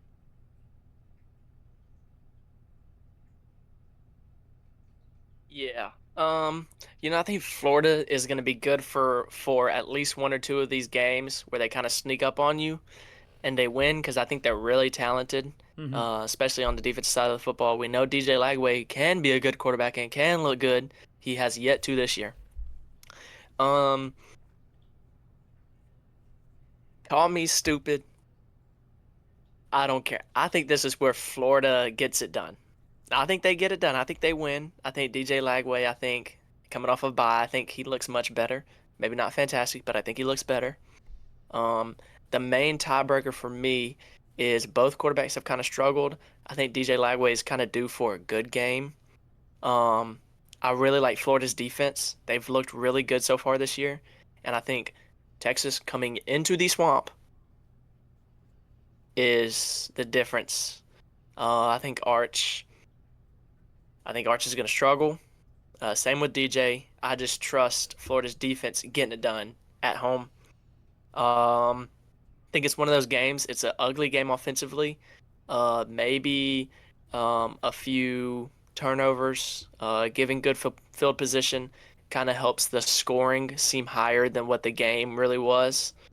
So I have Florida winning 27-24. And if I'm wrong, I look stupid because Florida sucks. But I but I think they're going to be honestly, good. I don't I think think they'll that's be good a for one. I don't think that's a crazy take. I'm not really sold on Texas at all either. I don't think they're No. good. I think their rank is very fraudulent. Um, they're just lucky to have played the best team, one of the best teams in the nation, week one, and escape by, I mean, lose by only a touchdown. That's what it was. Touchdown. That's all it was, right? I believe. Um, 14-7. yeah, that's what I thought. The thing with DJ Lagway is, I try to remind myself that he did get hurt in off season, and I think that's the Yes. underlying to all of his problems. If I was DJ Lagway, I don't understand why he didn't redshirt. You know Billy Napier is going to get fired. There's no Yeah. way Billy Napier keeps his job with this schedule ahead of him.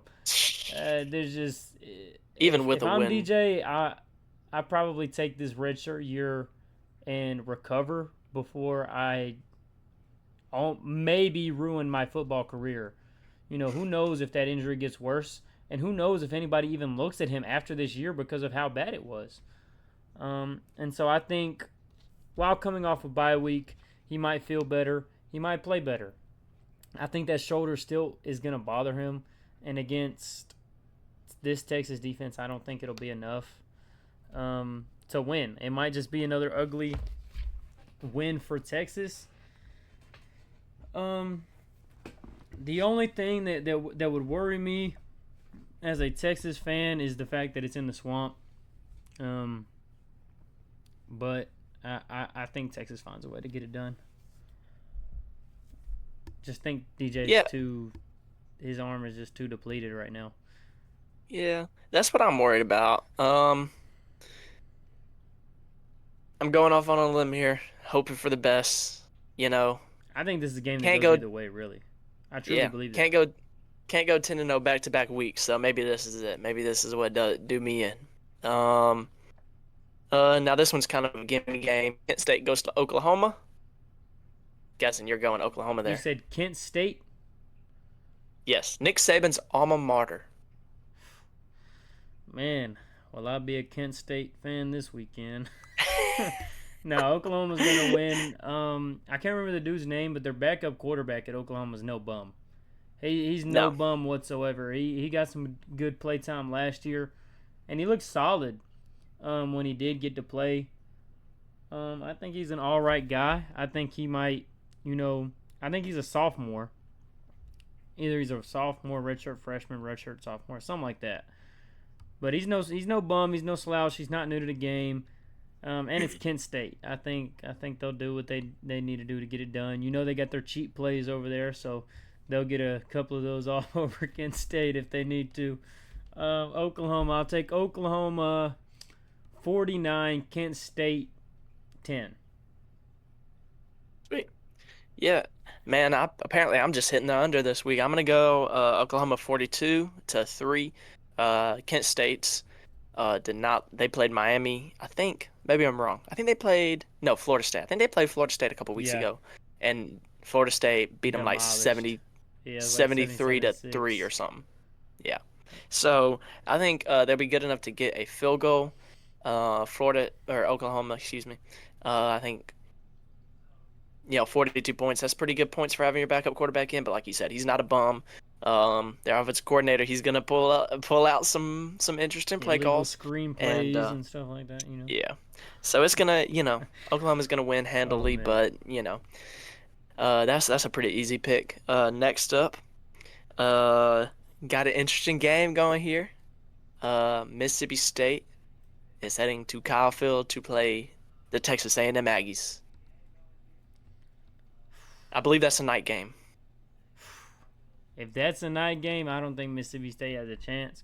I will say, I predicted Mississippi State to win this week, but I did not expect them to look that impressive. They looked like a really good football team.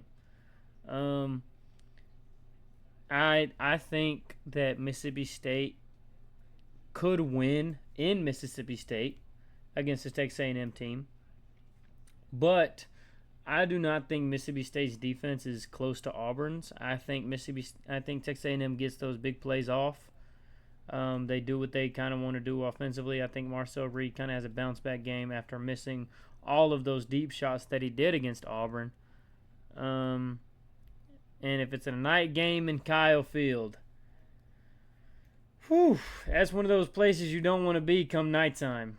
I think Texas A&M wins solid. I do like Mississippi State's. Texas A&M. I think Texas A&M wins solid. I think Mississippi State's run offense will kind of take over for a bit, but I don't think it would be anything to worry about. I think the final score, I'll go 35-21. Texas A&M. Okay, interesting. So the spread on that game is 14.5. So you have A&M winning by 14, so right at the spread. So that makes sense. I don't know. I never read the spread. So Yeah, where that's interesting is I have A&M winning 42-27, so Okay. by 15. So we are both right right at over the the spread. spread.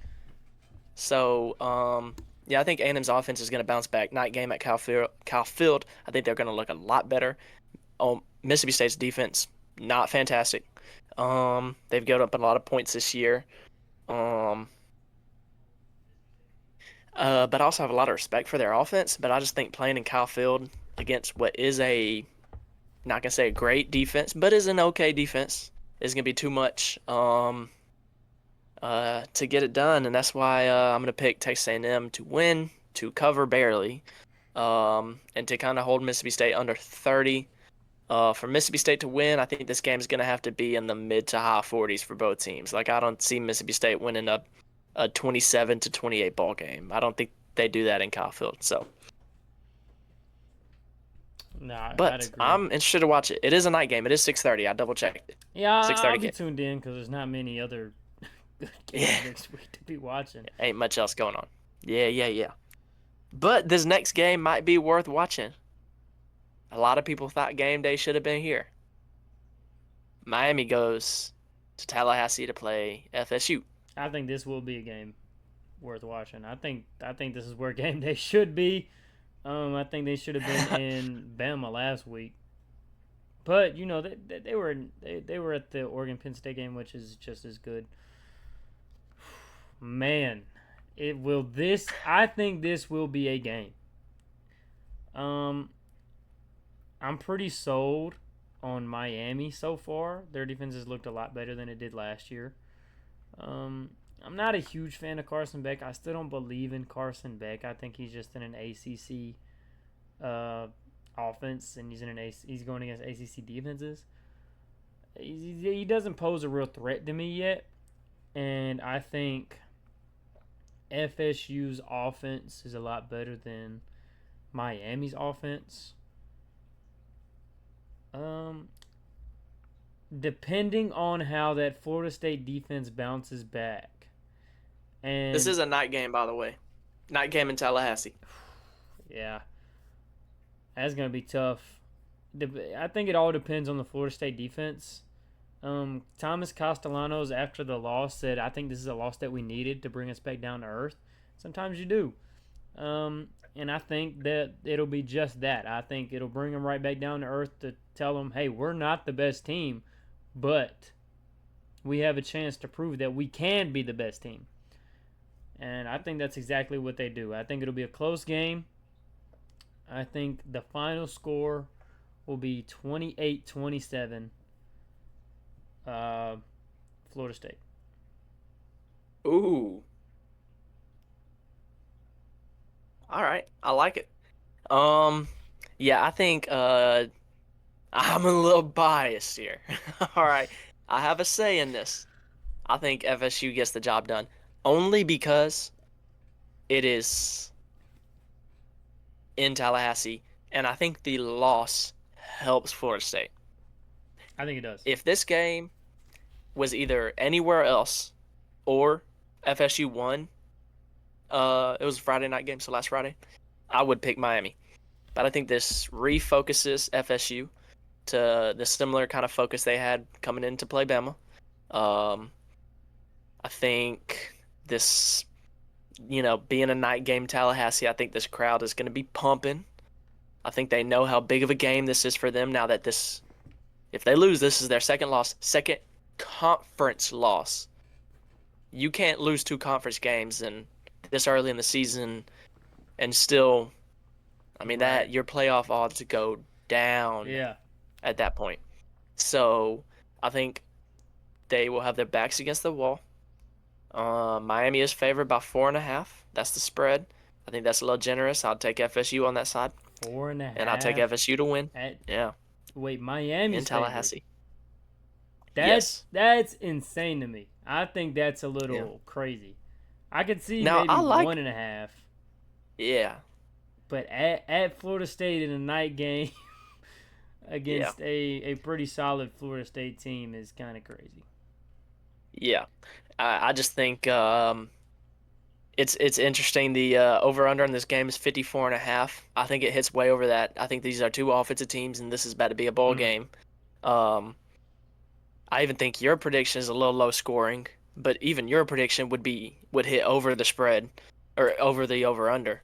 I think Florida State gets it done 38. Uh, 38. It's going to be a weird score. I think it's 38 to 36. 38-36 FSU wins. Okay. My wife texted me her prediction. She said 28 nothing Florida State. She hates Miami. So I do. Is that her in the chat? yeah, it probably is. I haven't been reading chat, but it probably is. I can't repeat what she said, dude. Oh no. Let me just pop in while I look at that. What's the next game on this list? A game that I'm really excited for, over there in the Big 12 conference. Let's see what time this game is. It is a night game in Houston. Tech 11 ranked Texas Tech goes to Houston. Houston's 4-0. Texas Tech is favored on the road at night by 12.5. Houston has surprised me. I picked Houston to go under their win total to start the season. I was not high on Houston. I thought their coach would be fired after this year. They have proven me wrong. They look really good. They've won good games. With that being said, I'm a believer in Tech. I think they are good. They went to Utah and won against a good Utah team. Mm-hmm. I think that Texas Tech D-line is just going to be too much. I think they're going to stop Utah's run. I think they're going to be able to get pressure on the quarterback.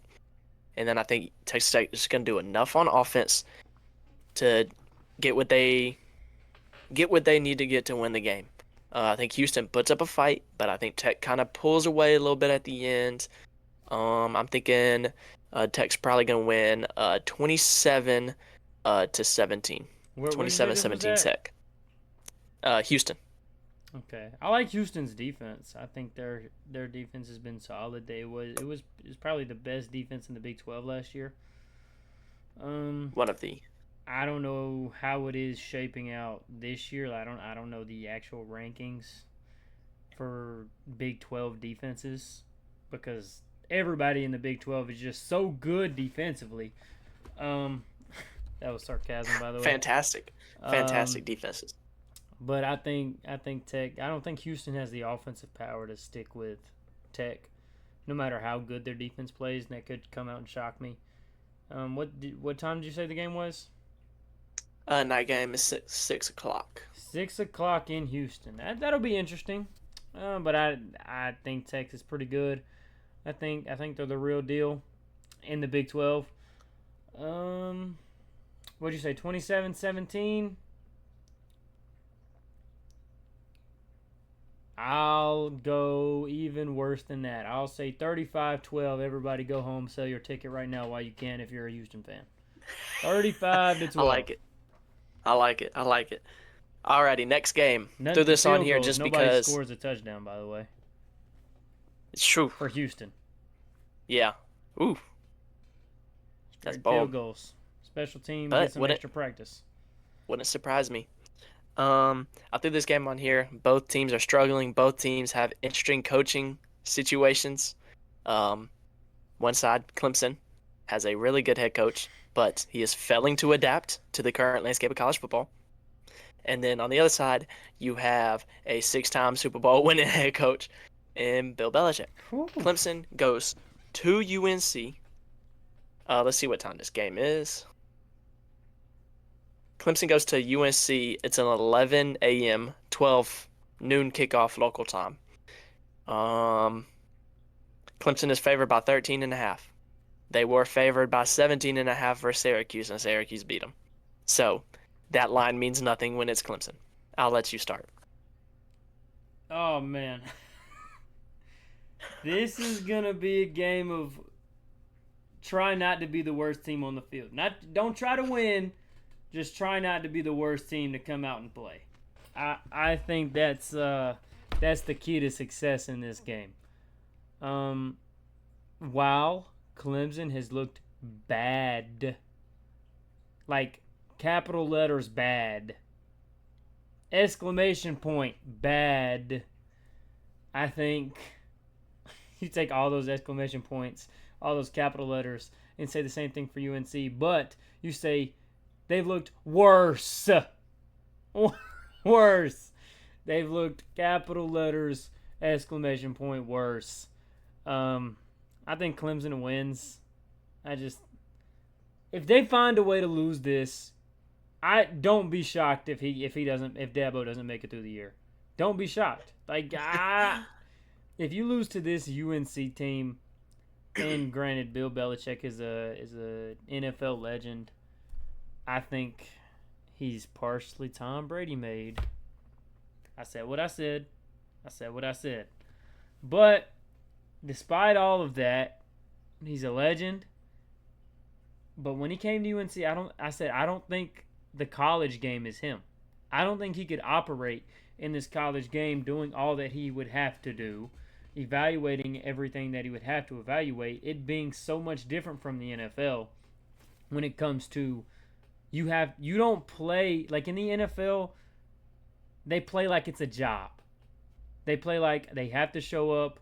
They play like the coaches just tell them the game plan, they go out there and they do whatever the coaches tell them.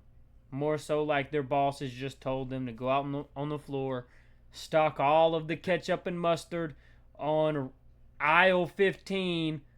You know, it's kind of how I see the NFL. It's more business, whereas in college, these boys come to play.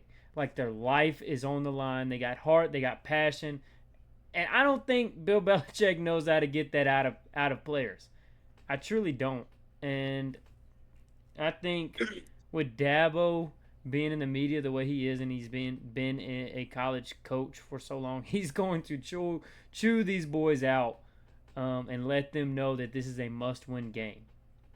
I think he knows the severity of where his job is right now. I don't think he cares because you see the way he talks to the media. He always cries to the media. That's the one thing I don't like about Dabo. He's always crying to the media. He does it every time.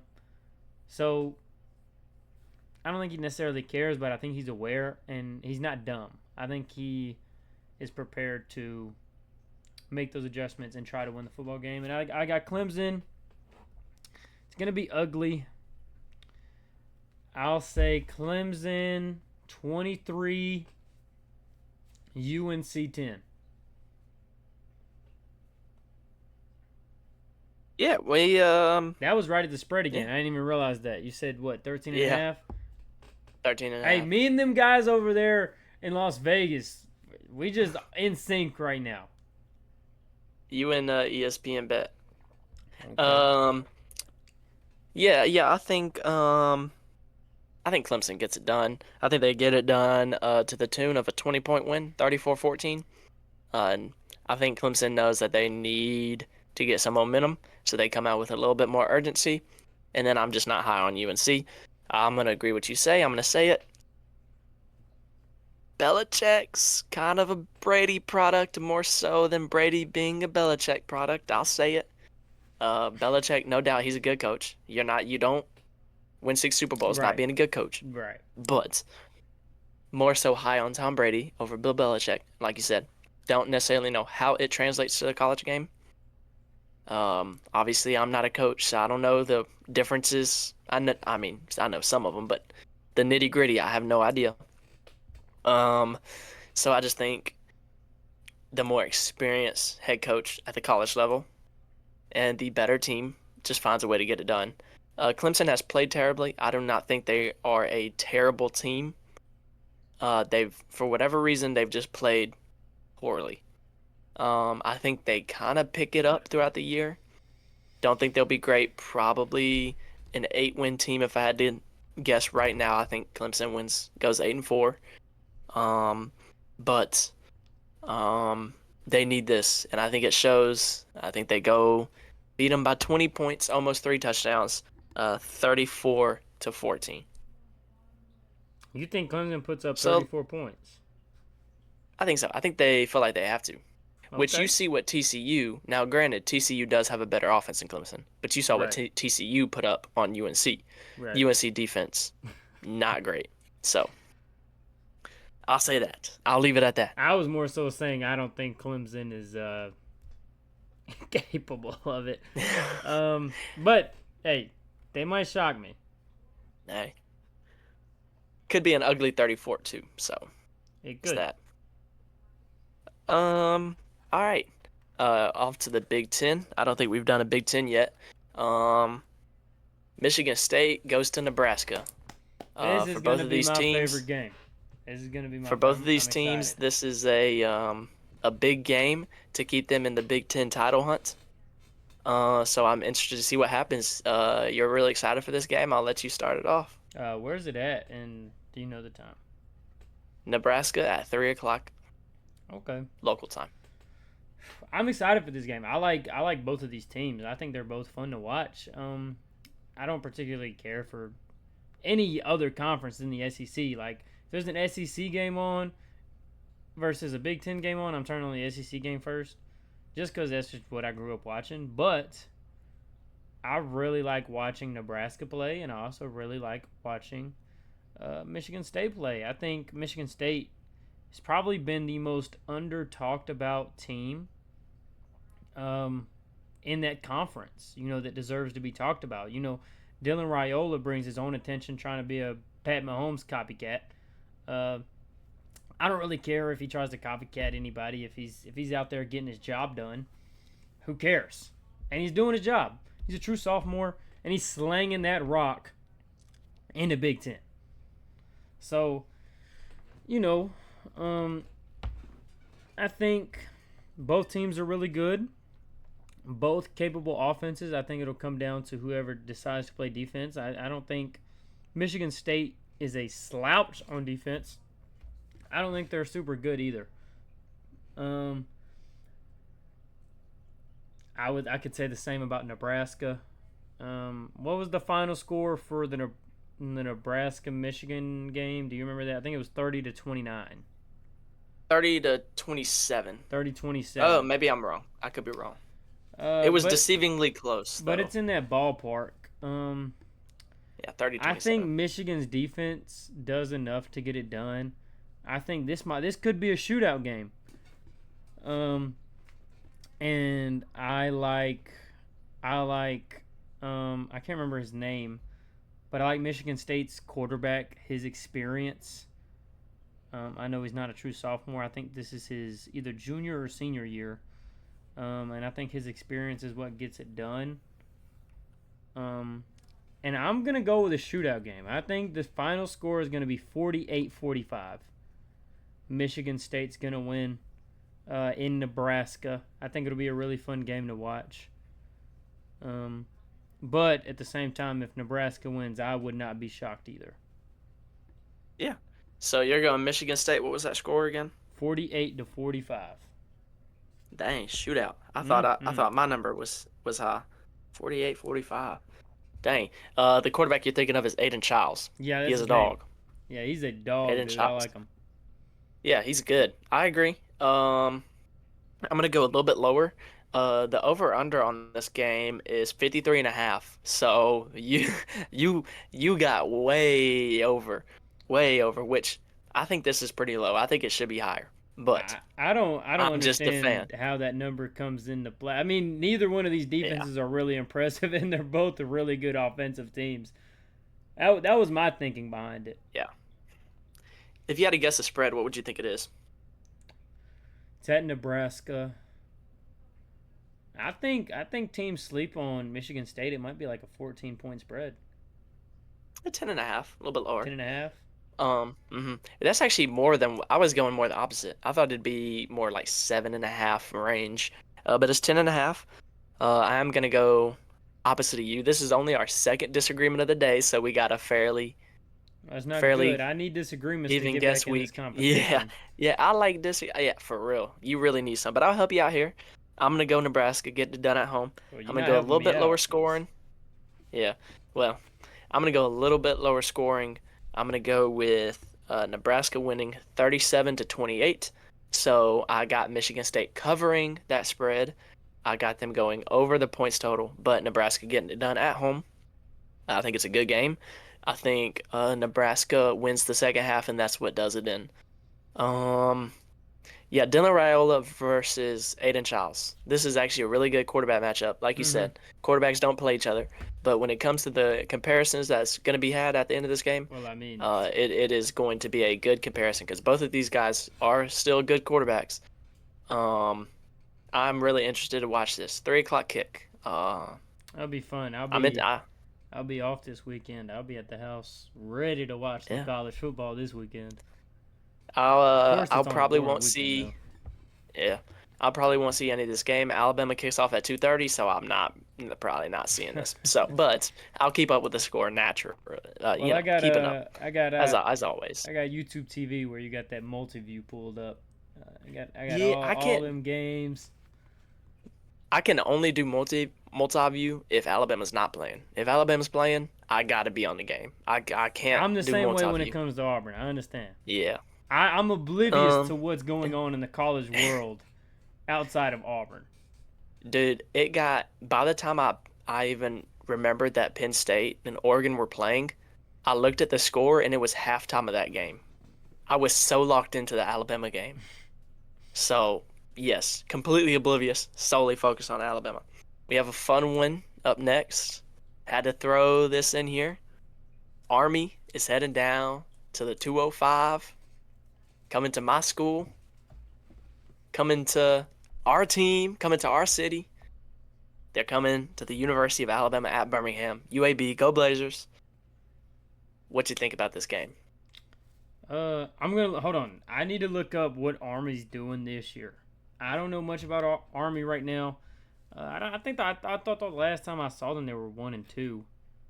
They are 1-2. I could be wrong. Their 1-2. last their last win, their only win is against Kansas State at Kansas State, which is an impressive win. That's crazy. And then they lose to North Texas and East Carolina. North Texas is good though. They lost to Tarleton State. Yeah, they're 1-3, not 1-2. Wow. Yeah, What is that? D2? Wow. it is. Well, with that, UAB has a really good offense, terrible defense. They need to get that defense figured out. They probably won't. Which you know who's calling them. You know who's designing them passing plays and who's doing so good over there with the passing offense. Somebody in my family. And it's really fun to watch. Really exciting to see. I think UAB's offense is just going to be too much to keep up with.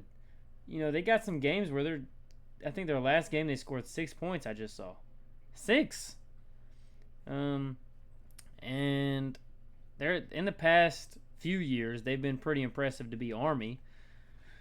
Doesn't look like it this year. I just don't think they'll be able to keep up with the UAB offense, despite whatever that defense does. While granted, UAB did have to fight against Alabama State to get out of there alive. I just think the UAB offense is too much to handle, and they won't be able to do enough to keep up. Who knows if that safety, I can't remember what his name is, if that safety will be playing. I don't know. Probably not. I don't know if he's a big loss. I haven't watched enough of the UAB Blazers this year. I just keep up with them. I don't know if that'll be a big significant loss for the UAB. Is he? I follow him on Instagram. I don't know how good of a safety he is. I just know that defense has sucked. So how good can he be? Right. So, I mean, but now it sucks, and you're taking out a starter potentially. Yeah. For punishment issues.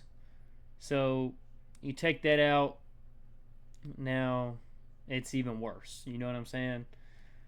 So, but with that being said, I still think our UAB wins. I'll go 45-28. Dang. I think UAB scores like that. They've scored 40 in multiple games this year. Yeah, they have. I don't know what their average is, but their defenses also look terrible. But I don't think Army will put up enough. 31, 38, 52, 24. We'll see. I'll move it just based off what I just saw. I'll move it to, I'll take a touchdown away. I'll go 35, 24. Alrighty. I think they We win by are more than a touchdown. yeah, we're in a similar ballpark. I'm looking at Army's what they've done so far this year. 2 overtime loss at home to Tarleton State, as you mentioned. They go and beat Kansas State at home. That's crazy. They bring in North Texas. They lose in overtime 45-38, and then they lose to ECU. ECU does have an electric, fast-paced offense. I was watching that game the other day. I think, like you said, UAB's offense is just going to be too much. Their defense sucks, so I'm thinking, let's see. Army is favored by 6.5. Yeah. At UAB. I don't know what they're seeing, dude. I couldn't tell you. I think UAB's offense has actually looked really good this year. But UAB's 1-3 as well. They're 2-2. Better than that. They're 2-2. I don't really know what they're seeing. From a team that lost to Tarleton State in 2 overtimes, went to 2 overtimes against North Texas. I don't know what you see. I'd have to turn on the film and watch it myself, I guess. Yeah. I don't know. Just based off my biases and what I know about this UAB offense and this UAB defense, I think they get it done at home. I think they win by 6, 37-31. Navy dropped a bunch of points on UAB. I think Army's liable to do that. Right. As could the School of the Deaf and Blind. But I think our offense is really good. Electric even. Play designing might be the best in the country. I don't know. I didn't say that. I heard Stephen A. Smith say it. Pat McAfee was also talking about it. So they know a lot more than me. Okay. Hey. But no, I'm just kidding. But 37-31, UAB wins. They go to 3-2, and one step closer to Trent keeping his job.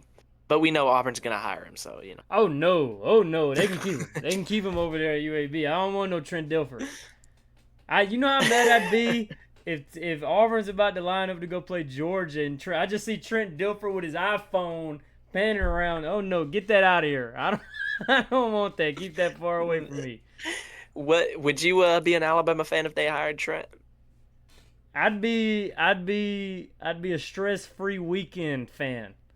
No college football for me. That's what kind of fan I'd be. Yeah. I do not blame you. But yeah. Trent Dilfer is he's a guy, all right. He's a guy. The Dilf. Yeah. Woo. That's all the predictions we got. We only disagree on 2 of them. Florida and Texas. I got Florida, you got Texas, and then Nebraska, Michigan State. I picked both the home teams, you picked both the away teams. So we'll see what happens. Ooh. I need a perfect score or something. I need something to pull away, bro. Because I need to get back in this because I had a rough week.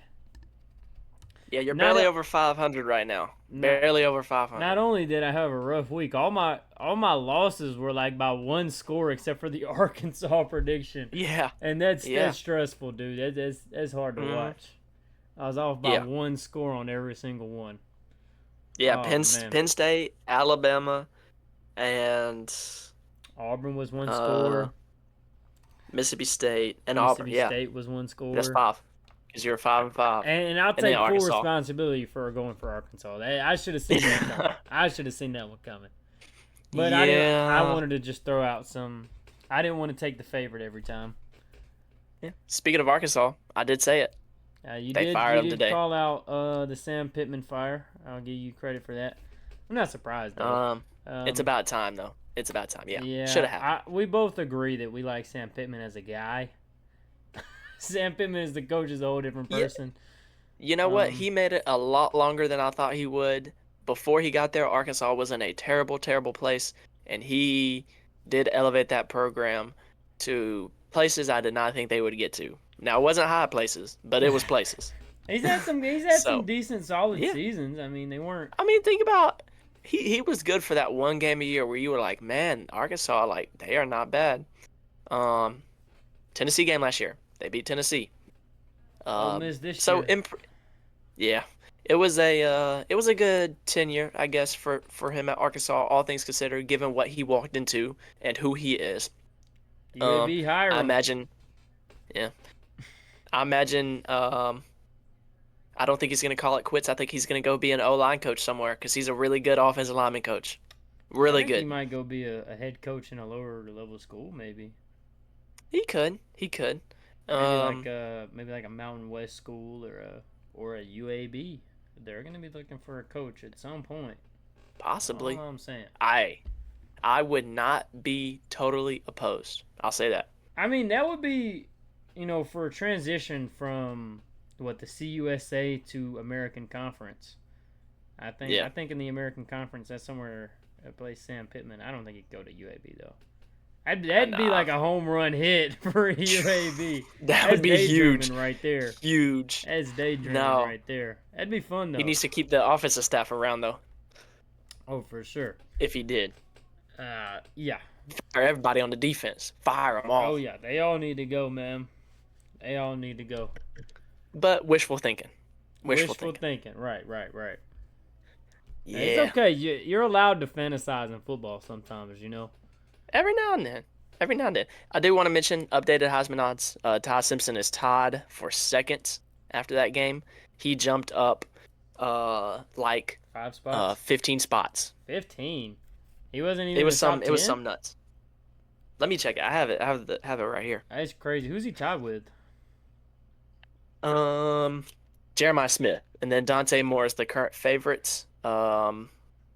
Right now, him and Jeremiah Smith sitting at plus 950. So Dante Moore that sitting at plus so 900, that John 700. Mateer This is injury was serious. yes, John Mm. Mateer right now is not in the top 20. I I only have the imagine top it's 20. only because of the injury. Because before that, he was literally number one. But Yeah, I think Oklahoma, this don't is they have double according to buys? FanDuel. Hmm? Doesn't Oklahoma have double buys? No, they have one. Oh no, they They play play this this weekend. week, and Right. then they get a bye, and then they get Texas.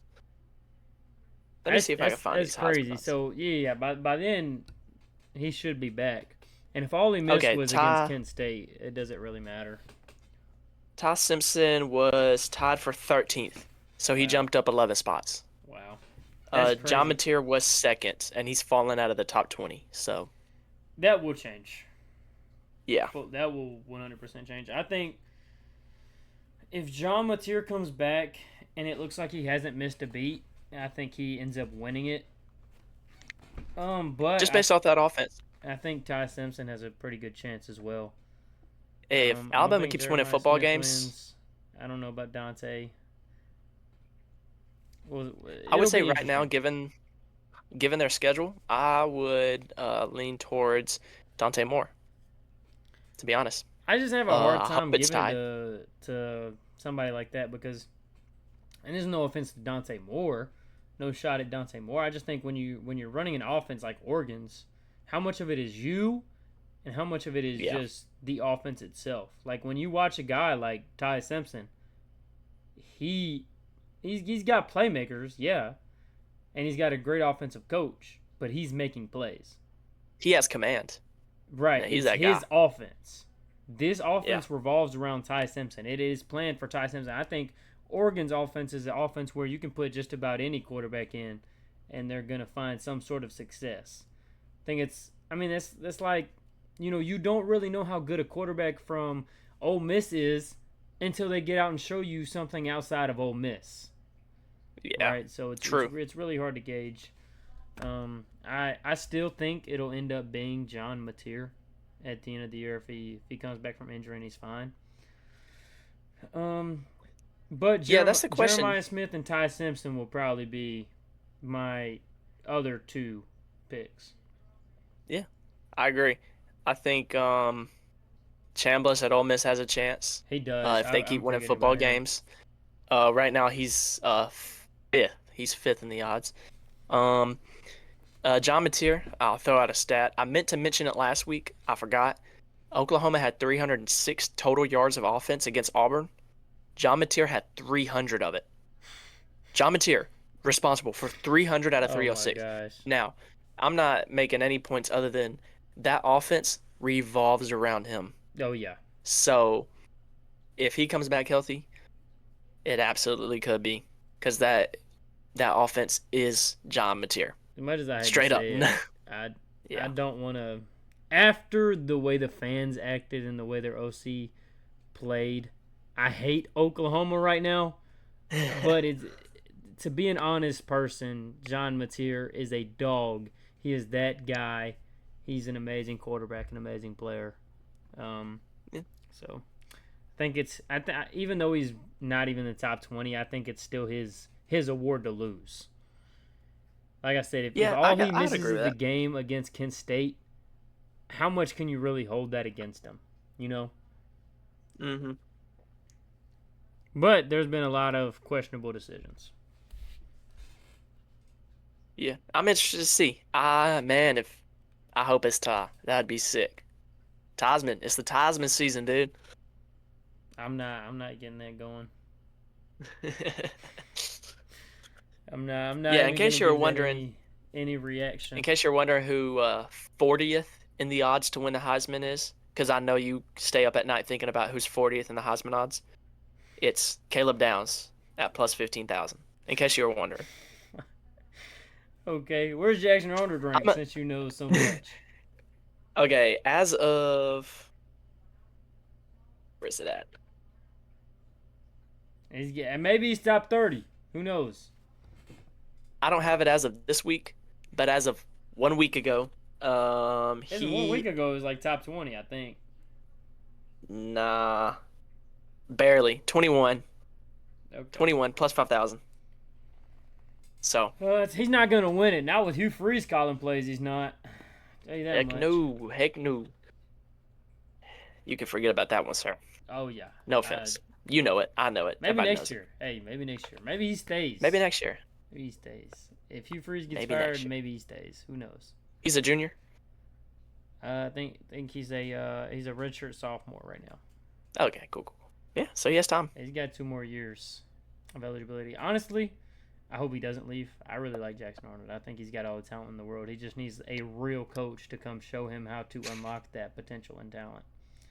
Yes, I would agree. He needs an offensive coordinator, Yeah, not Hugh Freeze. not Hugh Freeze. Give Derek Nix He a can have chance, bro. I want to see Derek he Nix's can offense. He came from Lane Kiffin. he can have Hugh Freeze. He just doesn't need to have Hugh Freeze calling the plays. Right. We'll see. We'll see. Yeah. Oh well. But with that being said, that's been another good long War Tide podcast talk. We'll be back next week, and we'll be on a official real schedule of Monday every week at about 7:15.